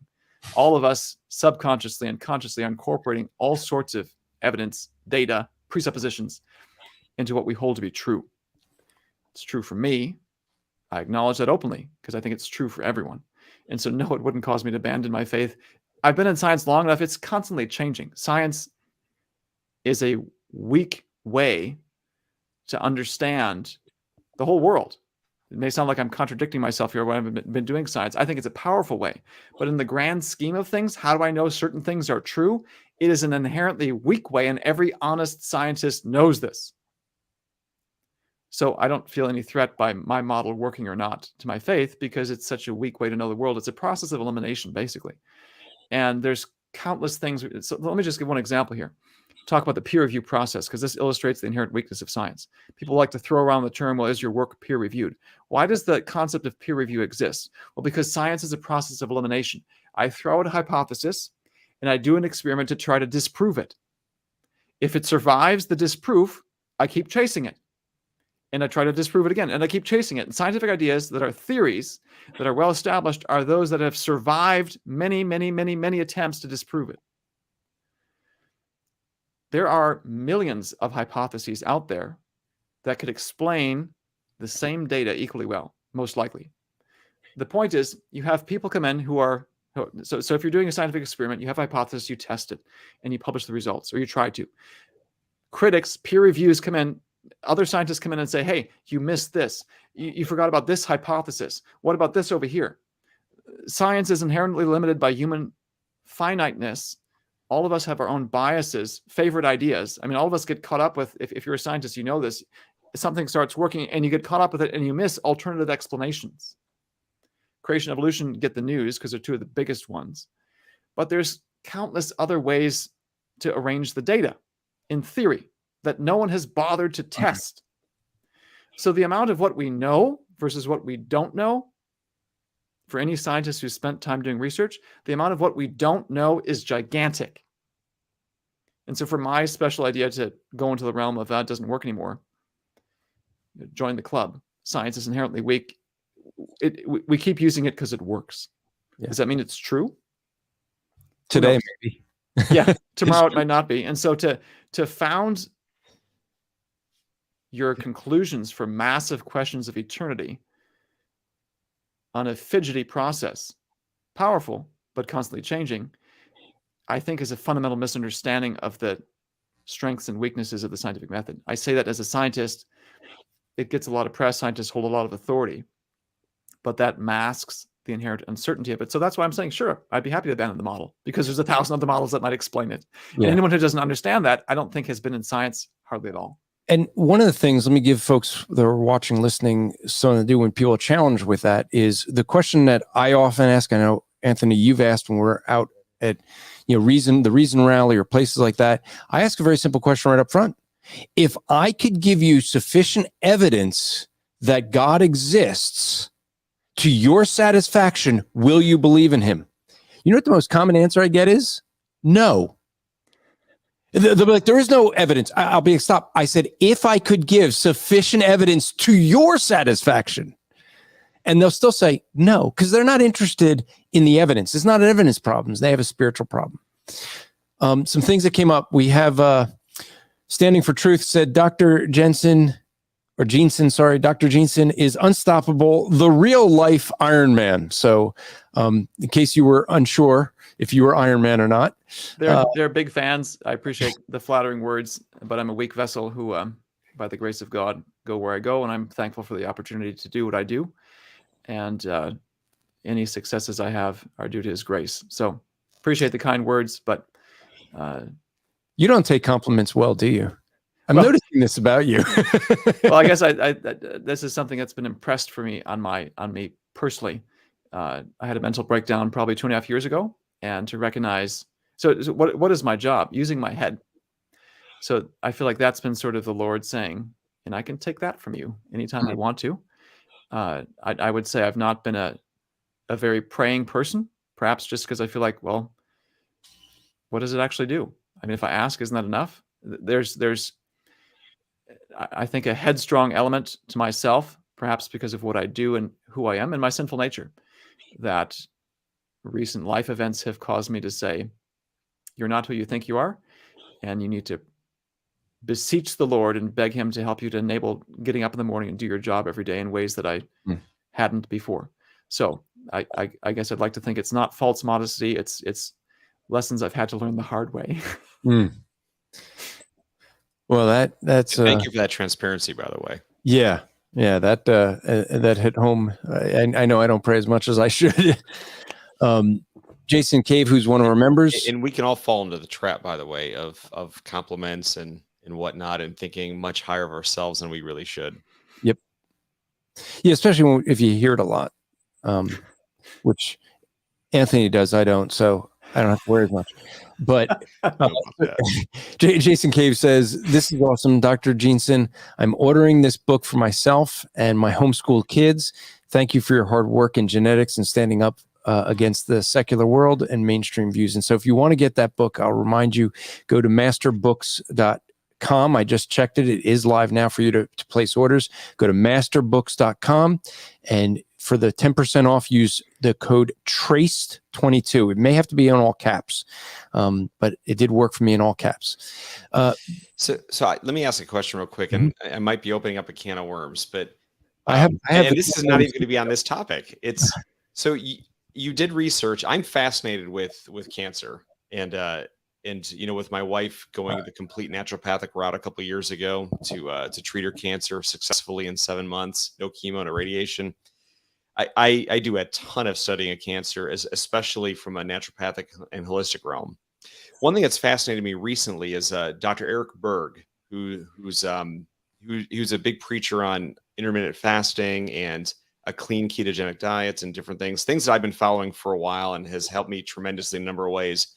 He's made a comment that every single cancer is mitochondrial in origin.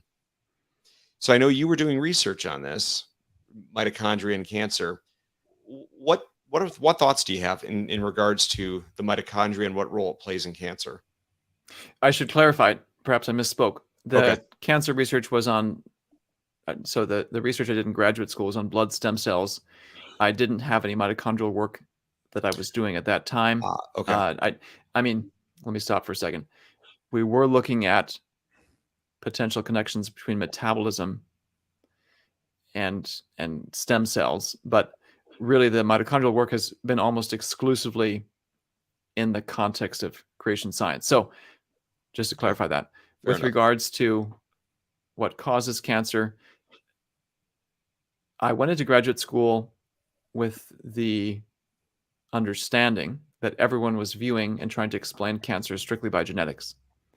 And I was kind of anti-genetics as an explanation for it, and was shocked when one of the first lectures I heard, Ron DePinna was or maybe still is, a leading cancer researcher there, Dana-Farber Cancer Institute, where he gave sort of a historical overview of how cancer thinking has changed back to the early 1900s, and showing how the dominant views basically correlated with whichever field of science was advancing the quickest. So when biochemistry was being established, in the early 1900s. It was viewed as a biochemical disease, and then developmental biology gained its feet and matured as a field of science, and so cancer became a developmental biology problem.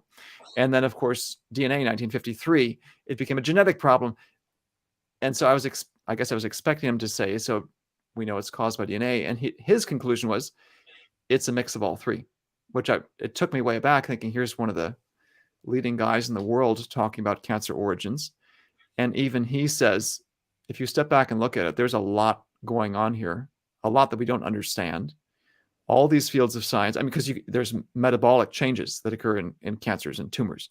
Yep. There are, so part of the connection to stem cells was there seems to be a developmental component to it. There's obviously genetic correlations you can find. So that was a long-winded way of saying I don't know the connection between mitochondrial and cancer. I've been out of that field basically for 12, 13 years. But even back then, I was shocked by how interdisciplinary the leading voices were viewing it when I expected there to be a monolithic genetics only, its mutations. And so end of story. And I'd say it's probably continuing to change and advance in ways I don't expect. Yeah, no, and thank you for that answer. It's fascinating. A lot of the stuff I've come across from the naturopathic realm, and it's a lot of it's pathogenic based, so that it would be viruses, bacteria, fungus, parasites, spirochetes, others that are the initial cause of some of those changes. And so, just I'm having a lot of fun putting all these different pieces together, just seeing what's out there. And some of these theories have been around for 150 years, especially the pathogenic ones. So, and there's a lot of research in 1920s and 30s on that stuff. So yeah, it's interesting. So sorry for the aside. No, it's a really fascinating one. And the question we're asking, how does cancer arise, is a historical one, which I think is part of the reason it's still so debated, because it's not an operation. It's not a present tense question. You can't go back in time with someone who gets cancer and watch the tape. Right. We've got a bunch of other tools where we try to recapitulate it, but you're dealing that question is a historical science one. Treating it is an operational one, but I think everyone wants to connect the two, because you want to, if it originates this way, you want to find a treatment that's rationally targeted towards it. Yeah. But there's the inherent limitation. It's a historical question, and now you're stuck. Yeah. So, and I think this summarizes Son well with, as you were talking with Dan, was Refined Living says best part when, so sorry, reading it as it is, when Dan said he knew Jensen's work but didn't actually know it. And I'll have to admit myself, I typed in a thing when you asked him if he's familiar with the work, he says yes.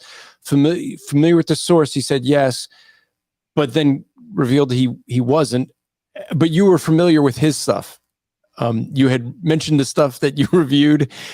It does show us something. I mean, and for folks who are watching, this is what we do at Apologetics Live, is not just do apologetics, but also explain. So and I'm going to speak for you, Dr. Jeanson, you can correct me, but what that does is by asking, you're dealing with people that are responding to something you do, and they say, I'm familiar with what you do. I'm familiar with your position.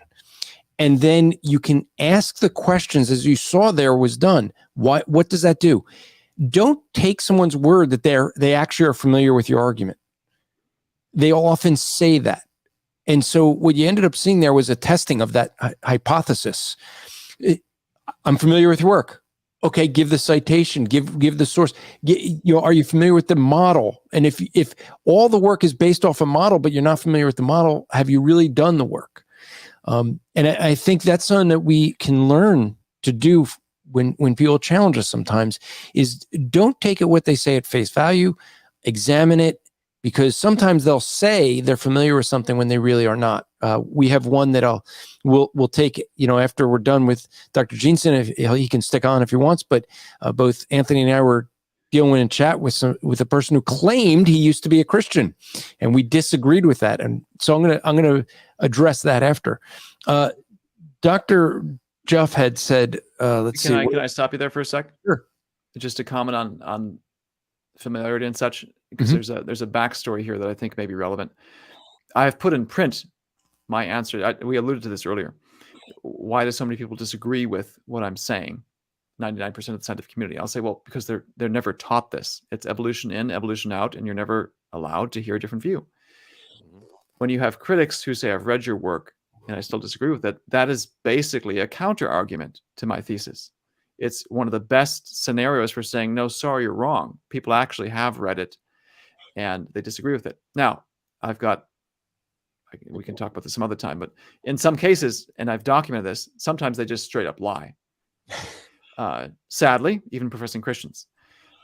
What I think is going on for many critics, yes, I've read it, so I don't want to impugn motives if I don't have good evidence for it. I think for many evolutionists, maybe you can call it confirmation bias.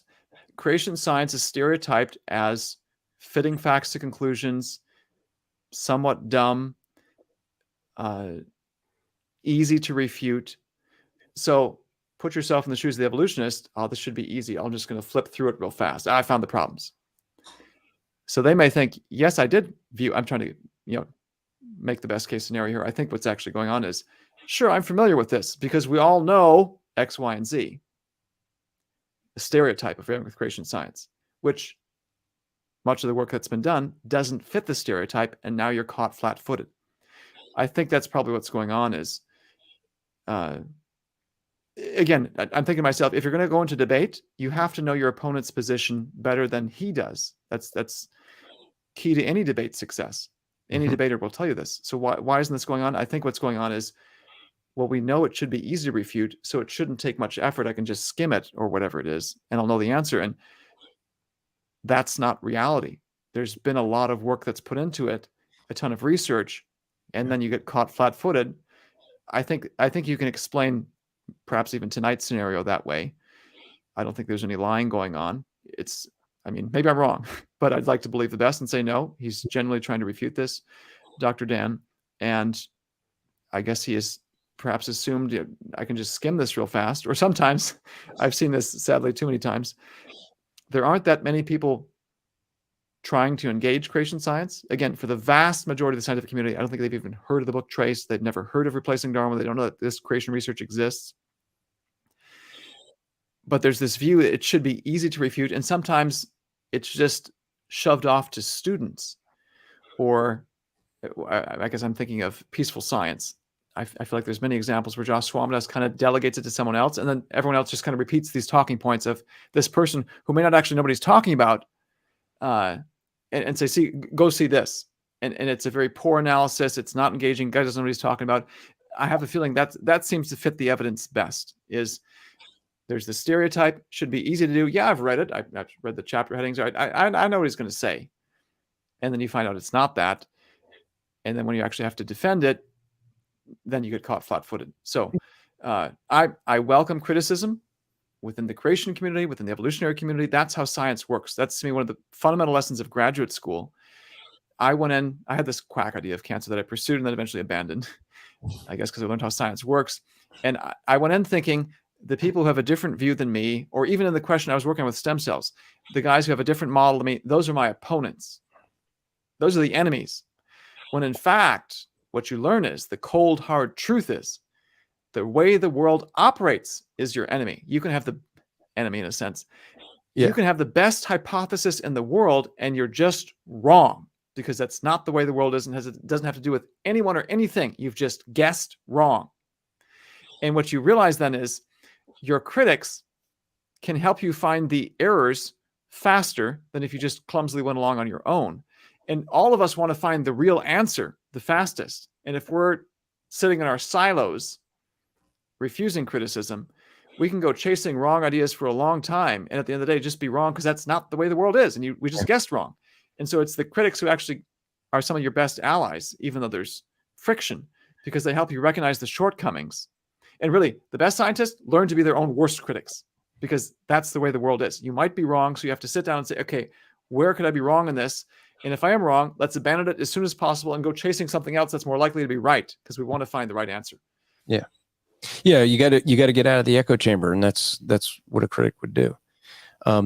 real quick, because I have two things from Joel Duff, but Reason to Doubt said Jensen's argument against divergent populations was essentially, quote, they didn't actually diverge because if they did, I would be wrong. And I can't be wrong because I went to Harvard, unquote, LOL. Now, just for the record, I don't think you mentioned Harvard other than maybe in your introduction, but that I put that up because I want folks to see how the argumentation occurs. Because you get arguments like that where they just say, oh, well, it's just I'm right because I'm right. Or, as Dr. Duff put it, I seem to have stumbled onto a comedy station. That's a way of just saying, well, this is just comedy. This isn't real. We just make a joke of this.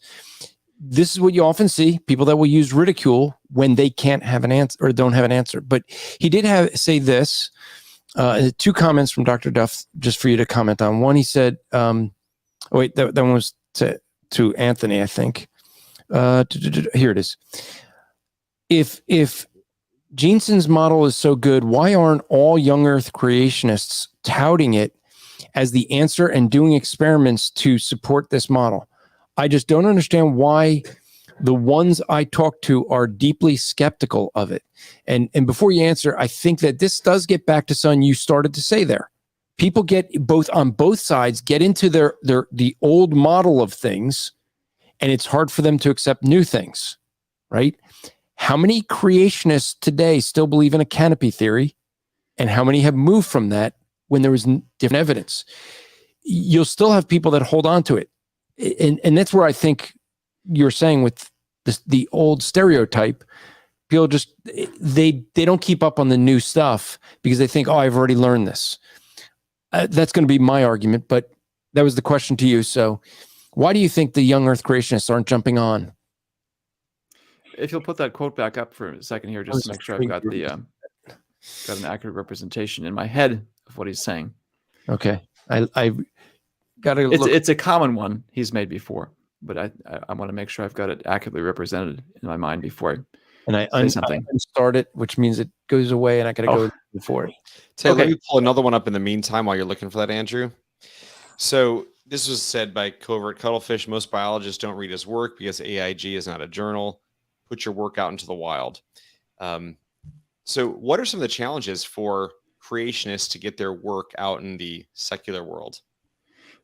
This has been documented before, that journals won't accept something that doesn't agree with creation science. Let me put it this way. Give a different answer. It actually, what it basically comes down to is it's a form of a circular argument. AIG is, in fact, a journal. I mean, you can deny it, but it's the Answers Research Journal. Well, it's not a real journal. Why not? Well, you don't have peer review. We actually do have peer review. There are people with terminal degrees who review the science. Well, they're not real scientists. Well, who reviews the evolutionary work? If the standard is you have to have a critic review it, how many evolutionists have creation scientists review their work? So it's one big circular argument that falls apart. And we've just seen the work going out into the wild tonight. Dr. Dan avoided the question, I think. You can see that objectively. We'll have some more specific responses to his video where you can watch them side by side. I did a debate with Herman Mayes on replacing Darwin in 2018. I think you can find it on our webpage. You can find the video as well as the had like a 12,000 word summary of it, long, because we basically talk past each other. He's a congenial guy. I mean, there's some anti-creationists who are just obnoxious, where no one learns anything because they're just loud and angry. Mayes is not that. In the video, you can see the video. He was not obnoxious in any sense. He didn't seem to read the book, or at least in this case, I think it did one of those. I skimmed it. I know it's in it. It's all the standard stuff, which it's not. Anyone who reads it can see it's different from what goes before. It's new advances. Long story short, what I should have paid more attention to was Herman Mayes' own blog. This will allude to something Andrew just mentioned. He wrote a blog post, I think it was 2014, a couple years prior, whatever the exact date was, titled something like "In Defense of Ridicule." So he put this out there in the open. The point of the article was this Herman Mayes, PhD, Marshall University, biologist.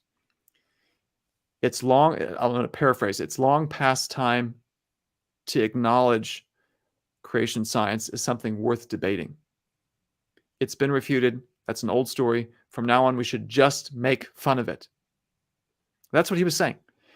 And that attitude, I think you can see play its way in the debate, because he didn't make any serious attempt, at least he gave no evidence of making a serious attempt to engage the arguments or having even read the book, because there's this pervasive stereotype.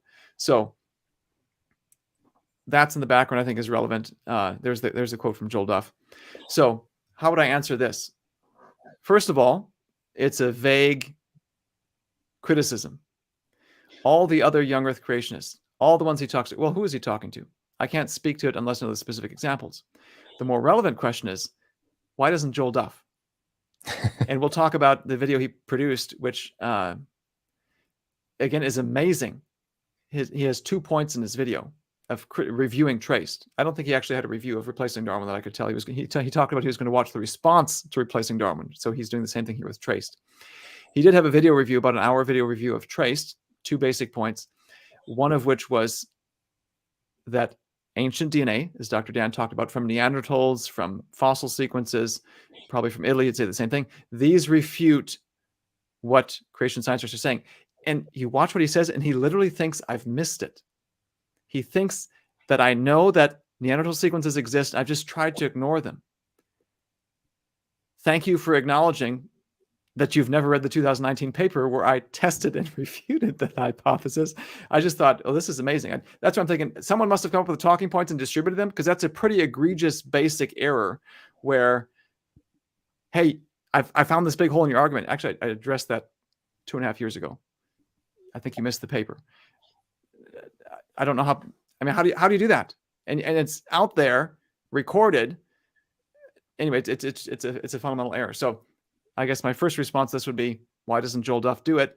I think we have an answer is, he's not even read it. So if he's not reading it, isn't even aware of these papers, makes these fundamental errors of scientific review, that's a bigger answer to this question that he's asking here. Here's son. Ian had said, I wonder why all flat earthers are young earth creationists. Now, here's the thing. I'm just going to answer. They're not all young earth creationists. In fact, the founder of the Flat Earth Society is a agnostic. I jokingly said it, probably atheist. I was wrong. He's agnostic. Therefore, does that mean, by using the argument that if all flat earthers are young creationists, first off, it's not, but does that mean that, well, evolutionary science is not true because the founder of the Flat Earth Society is agnostic? Does that mean all agnostics believe in flat Earth? These are the sort of comments you get from people, and you see the faulty logic that ends up occurring. I did say that, we'd let you go. I know Dr. Dan is still in the background. I'm wondering if Dr. Dan, if you're still there, and put your camera back on, that way I would know. And I want to bring you back in. I want to ask you one burning question. Not one, but you're a biologist. I have 2 biologists here. I have a burning question that has been asked recently. I'm wondering if you can help out with. I know that it can't be answered by Supreme Court justices. What is a woman?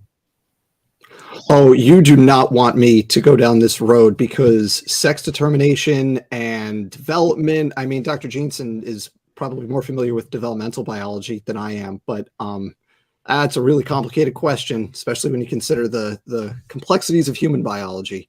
We can go down that road, but I mean, it's already almost 11:15. How much time is that? So we may have to have you come back just for that then.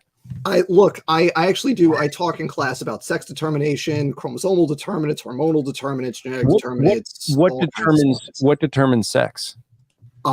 See, there is no answer to that question that I could answer in the time that we have tonight. Really? Okay. It is a really complicated question.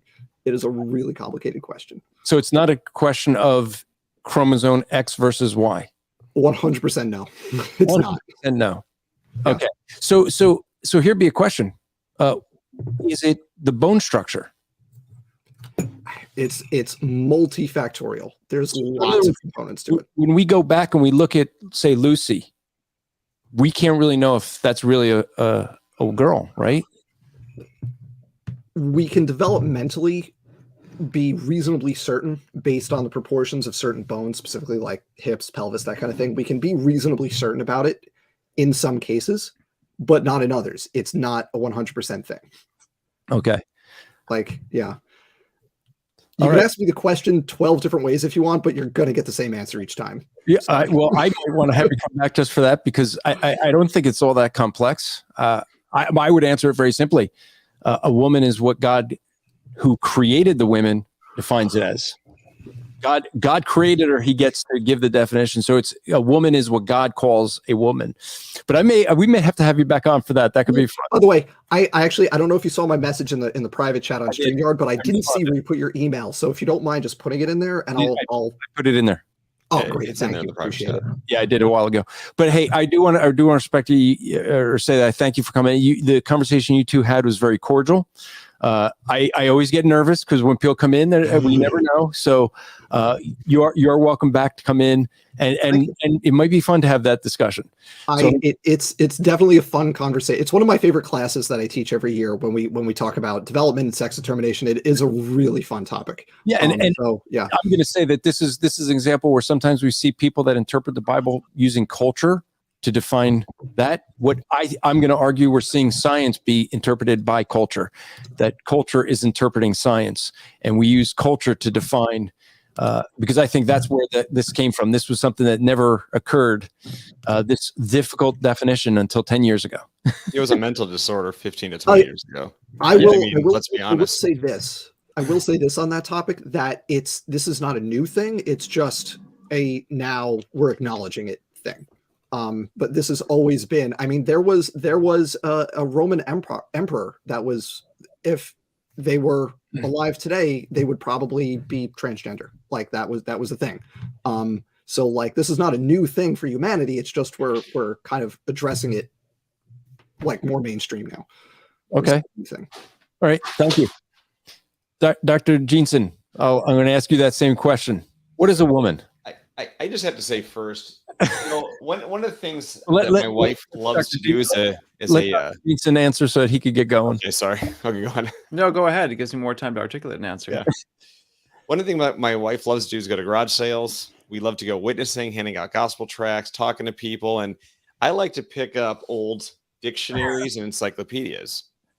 And the reason why is because in this age of postmodernism and post-truth that we live in, people can claim all they want about what the historical context of male and female are and all kinds of stuff, but go back to the old dictionaries, pick them up, buy them, and see what they say, right? Sex and gender are considered synonyms. They're not different. Medical journals of 15, 20 years ago, psychologists were calling this a mental disorder. I mean, this is what it is. And just because we're in a post-truth and a whatever society today, I don't even know what to call it anymore, right? It's this mix of postmodernism, post-truth, whatever, conglomerative, believe whatever you want to believe. I had said to you there was the cake gender, which is defined as either someone who's light and fluffy or many layers. And it's like, well, that's personality. That's confusing the two. That's not the sex or gender, but yeah. Daniel, it's very frustrating to hear somebody who has a PhD and to not be able to answer that question. I don't know. But sorry. Go on, doctor. Yeah, so I'd say male and female, you have defined genetically very clearly. Females XX, males XY. For humans, we talk about sexual versus asexual. It's built into our vocabulary and thinking, and has been for a long time. Are there cases where you have something other than XX or XY? Sure. Then the question becomes, does the exception prove the rule, or does the exception become the rule? And that's where you have worldview issues built in. And modern society tries to make the exceptions the rule and just go haywire with it, even though that binary is built into what we do. It's just no one's saying it, and has been built into what we do for quite some time. So I think you've already alluded to this. It ultimately goes back to, so how do you adjudicate that? How do you adjudicate whether you make the exception the rule, or the rule do you make the exception one that proves the rule, or do you make the exception the rule? How do you adjudicate that? And I think it ultimately goes back to a worldview issue. And you answer it based on ultimate truth, which I would answer based on Scripture. God creates male and female. We live in a fallen world, so exceptions happen. Things aren't the way they used to be. But there's male and female, and then there's unfortunate things that occur rarely in the world. And it's not the only type of thing where things aren't the way they used to be. But understanding that, I think, is critical to human thriving, to being what God created us to be, and to function the way He created us to function.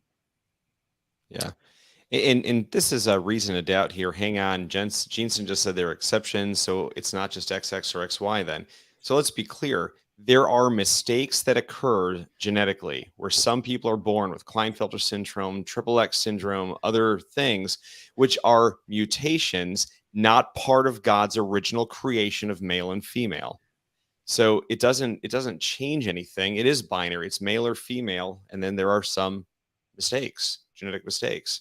I don't know if you want to say anything else to that, Dr. Jensen. Yeah. And I guess I feel like even that illustrates the worldview element. I think a mainstream response, well, everything's a mistake, which comes from the evolutionary view that every single DNA difference, chromosomal difference, is ultimately the product of change, mutations over time. Very different from the creationist worldview. And this whole concept of exceptions proving the rule versus exceptions becoming the rule.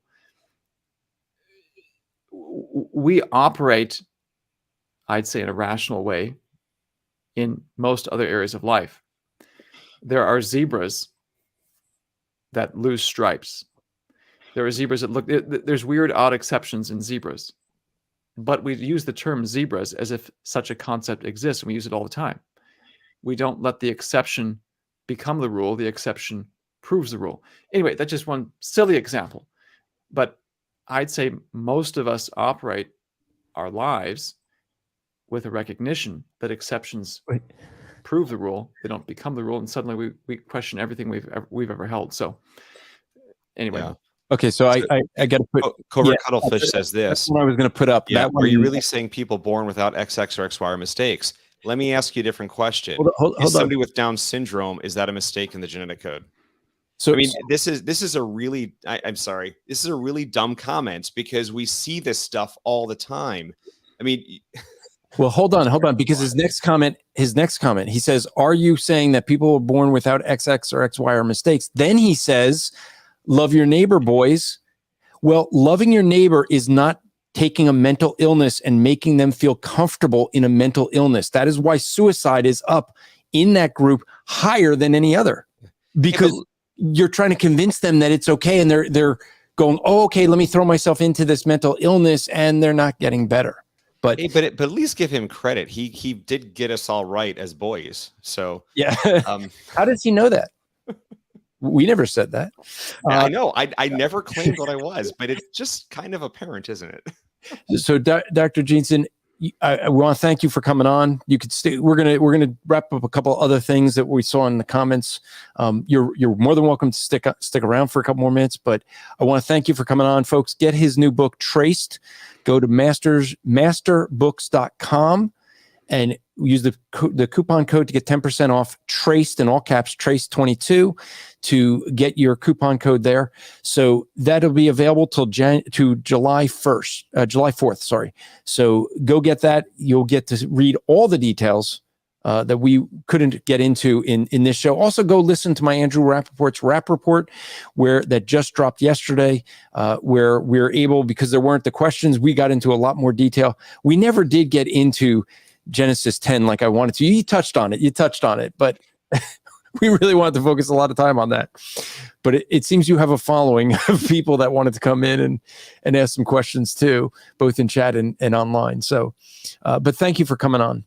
Thank you very much for the opportunity. Really appreciate it. And it's been a pleasure. I will bow out here to attend to my family, but I thanks for all the time that you gave me to discuss this. So, yep. Well, I appreciate it. Thanks for coming, and maybe we can get you back sometime. I'll say things about you when you drop out. That way you don't have to feel embarrassed. Thank you very much. I just click leave studio, right? That won't mess things up. Only when I do it. I actually end the broadcast when I do it and mess things up. Well, thanks again. And thanks to all the audience as well. And to Dan and others for coming on too. It's a privilege. Thank you. Good night. Good night. So we'll for another couple minutes. Just I will say that having got to meet him in person, I hope you guys picked up very humble person. This is one of the things Jason told me about him, is that he's very humble and very down to earth, and I hope you guys appreciate that. Okay, so there were some people, Anthony, you and I were going back and forth with, and I just want to wrap up with this because there was a lot. Both you and I were talking with this. The issue with, and I forget who. I think it was. I can't remember if it was Reason to Doubt or Rainy Day Thursday. Reason to Doubt is who. Reason to Doubt who said so. Yeah. So he was claiming that he was a Christian.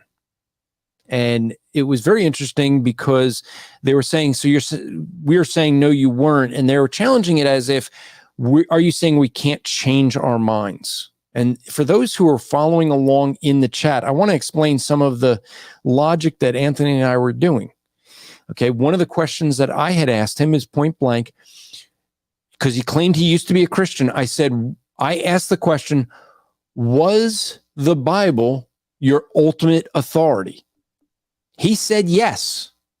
I said, well, the Bible says in 1 John 2:19, you were never a Christian. If that was your ultimate authority, you acknowledge you were never a Christian. I then later had said that because what ended up happening was the Rainy Thursday was saying, so you're saying that someone can't change their mind. And what he did was misrepresent what I said. He's saying, you're saying that someone can't have a thought and then later realize they're wrong.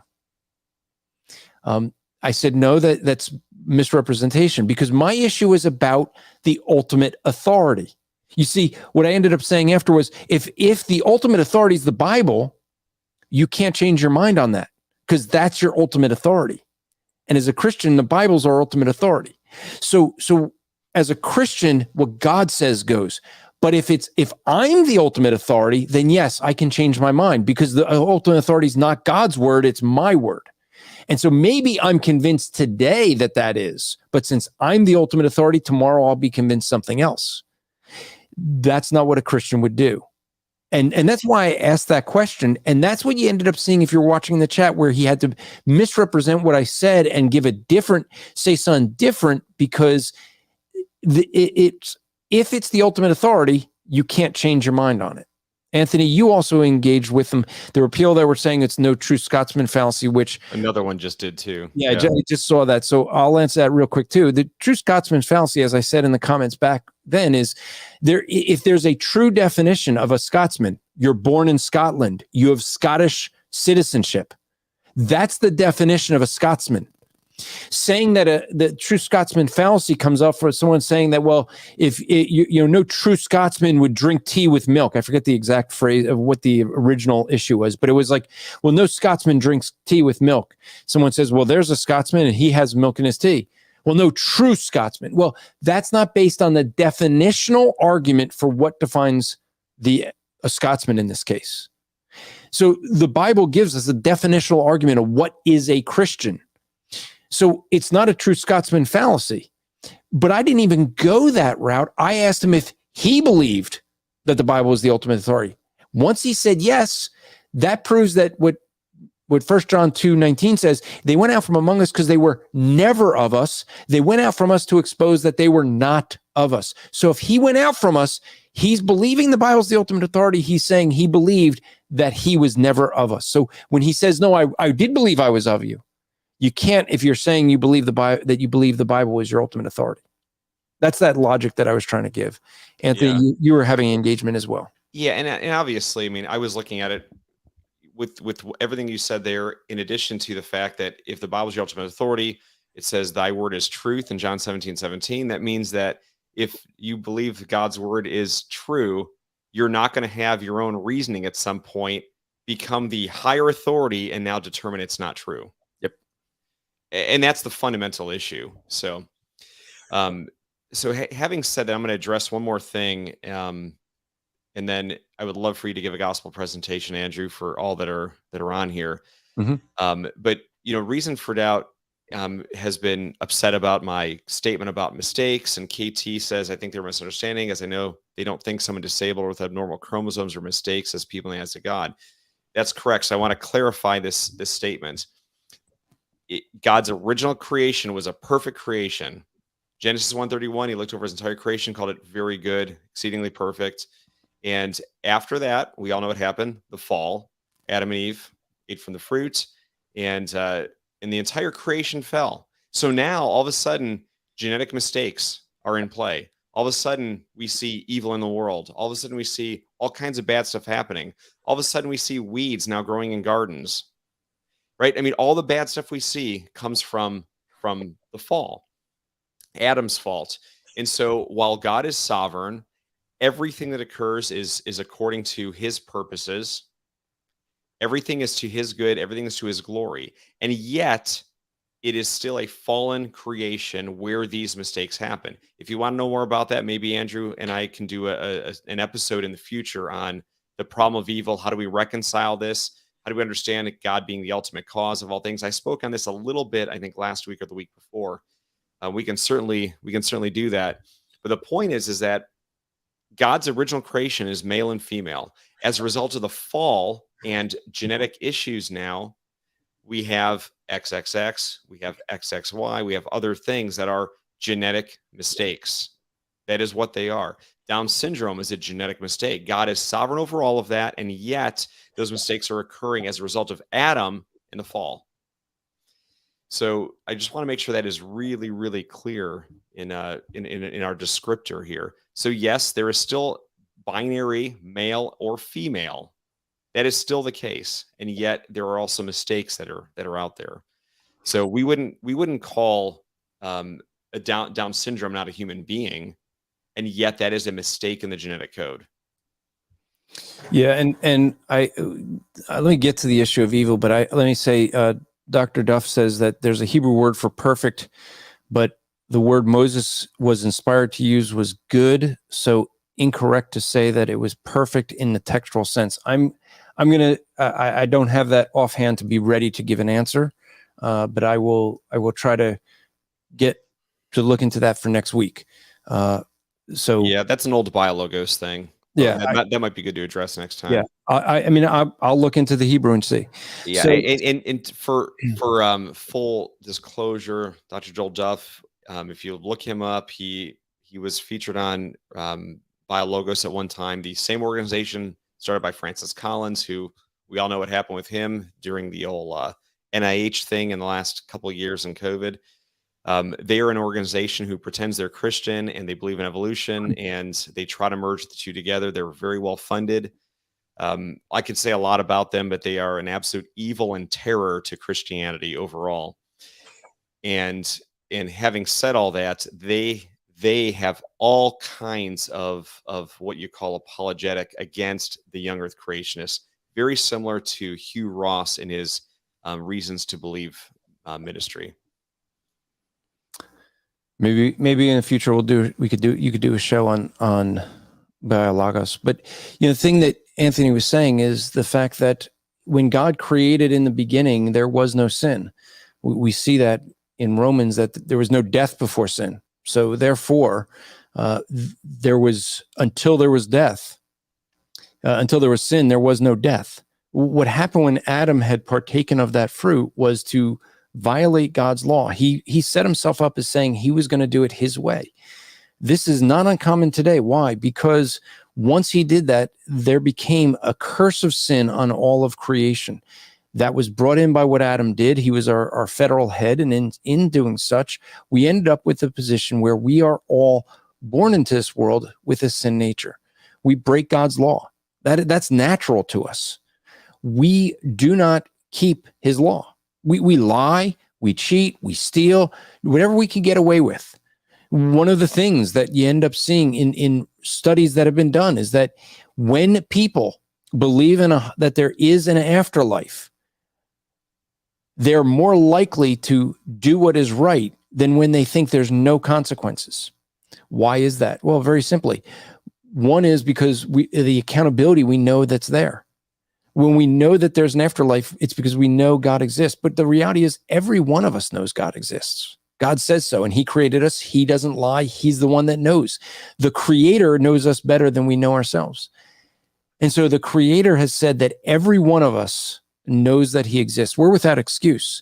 And I know someone was saying, just quoting a Bible verse, does that prove it? Well, God has not only given us the knowledge of himself, but that his word is true. So we know that not only God exists, but he has spoken. And that's why we quote the scriptures, because whether you accept that as God's word or not doesn't matter.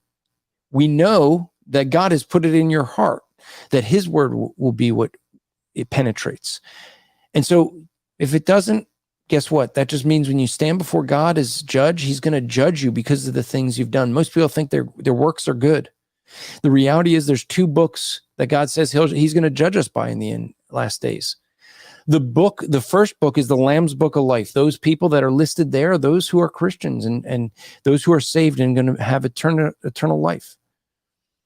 The other book is interestingly named the Book of Works. The very things people think are going to get them out of heaven are the very things that are going to get them into hell.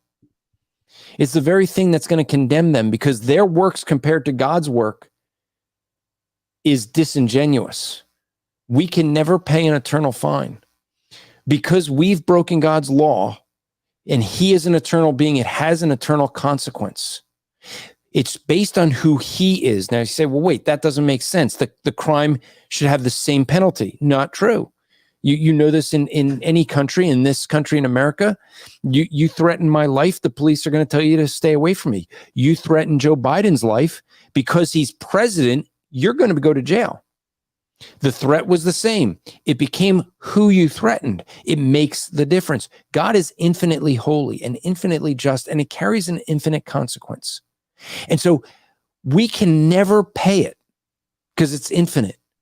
The only way we could pay is having an eternal source pay it, someone who is infinite, to pay it once in time. But that's not enough for God to just do that. He had to be human like us. So God had to become a man. And he did that, led a perfect life, never violating God's law, dying on a cross, and that death was the payment that was needed. Being God, he paid the eternal fine. Being a human, he paid for us. That is how we can have grace and mercy. It's through what he did. We have the justice of God that he fully paid the consequence. Now he can offer the grace and mercy to us because the payment was made. You can't have a just God and a merciful God unless that God, eternal God, pays the price himself. That's what Jesus did on the cross 2,000 years ago. He paid the fine we owe. Now, one of the things you see is many of the people that are commenting in the chat, and they're upset because we're Christians. Many of them probably don't like us just for that fact. Let me speak to you directly and say, we care about you. Why do we do the show? We do this show to help Christians have better arguments, to be able to defend the faith. But why? Because our greatest concern is where you'll spend eternity. Eternity is a very long time to be wrong. You've probably planned for many things in your life. You've planned your job, your career, marriage, kids, retirement. But have you planned what happens a second after you die? Because after that, it's too late. You don't make the choice after the fact. So it is a question of what you do with Jesus Christ now. You need to repent. That means to turn in our thinking, turn from trusting ourselves or our good works or even our genealogy. In other words, I trusted my Judaism and thought that was going to get me saved, that I was going to be in heaven just because I was Jewish. No, you can't trust any of those things. You stop trusting self and turn and trust Christ. That's what we all must do. So my challenge to you, I know that many of you who have been listening and you're watching and you're saying, you know what? Christians are crazy. You disagree with us.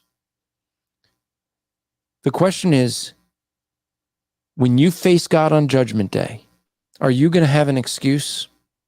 No, you're not. I know that for sure because you heard the gospel tonight.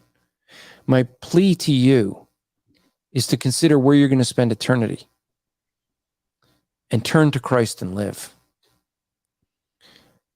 So next week, we're going to be having a another maybe spirited conversation with someone who is not a believer on the issue of abortion.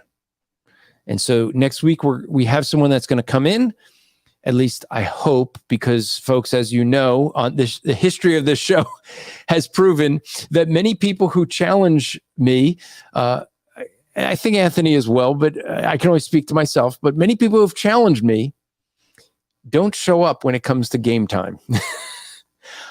I'm just a little, lovable little fuzzball. I don't get it. I'm not that mean, but I guess they just don't like coming in the end. But I do want to give an invitation out to Dr. Joel Duff. If you want to come in, and talk with us. I know you've been chatting a lot, and just go to info@strivingforeternity.org. info@strivingforeternity.org. Would love to have maybe you and Anthony discuss some of the things that you guys were discussing in the chat. That would be good to do. So this show is open to anyone. Anyone can come in and give any challenge. So I've said before, I'll say again, I can answer any question you have about God and the Bible, because I don't know is a perfectly good answer. Anthony, any last things you want to say before we close? Well, and reason to doubt, if you're still watching, and you said you'd be willing to come on and talk with us about your saying that you used to be a Christian and no longer a Christian, in the same email address, info@strivingforeternity.org, contact us there, and we'd love to schedule you to come on and just talk through that. Yeah, that would be a scheduled thing where we're going to give you more time like we did Dr. Jeanson, but you can always come on. Mm-hmm. Just like, David and Dan came in, apologeticslive.com every Thursday. You can come in. We will answer all these questions. All these questions tonight were kind of in line, but they're not always.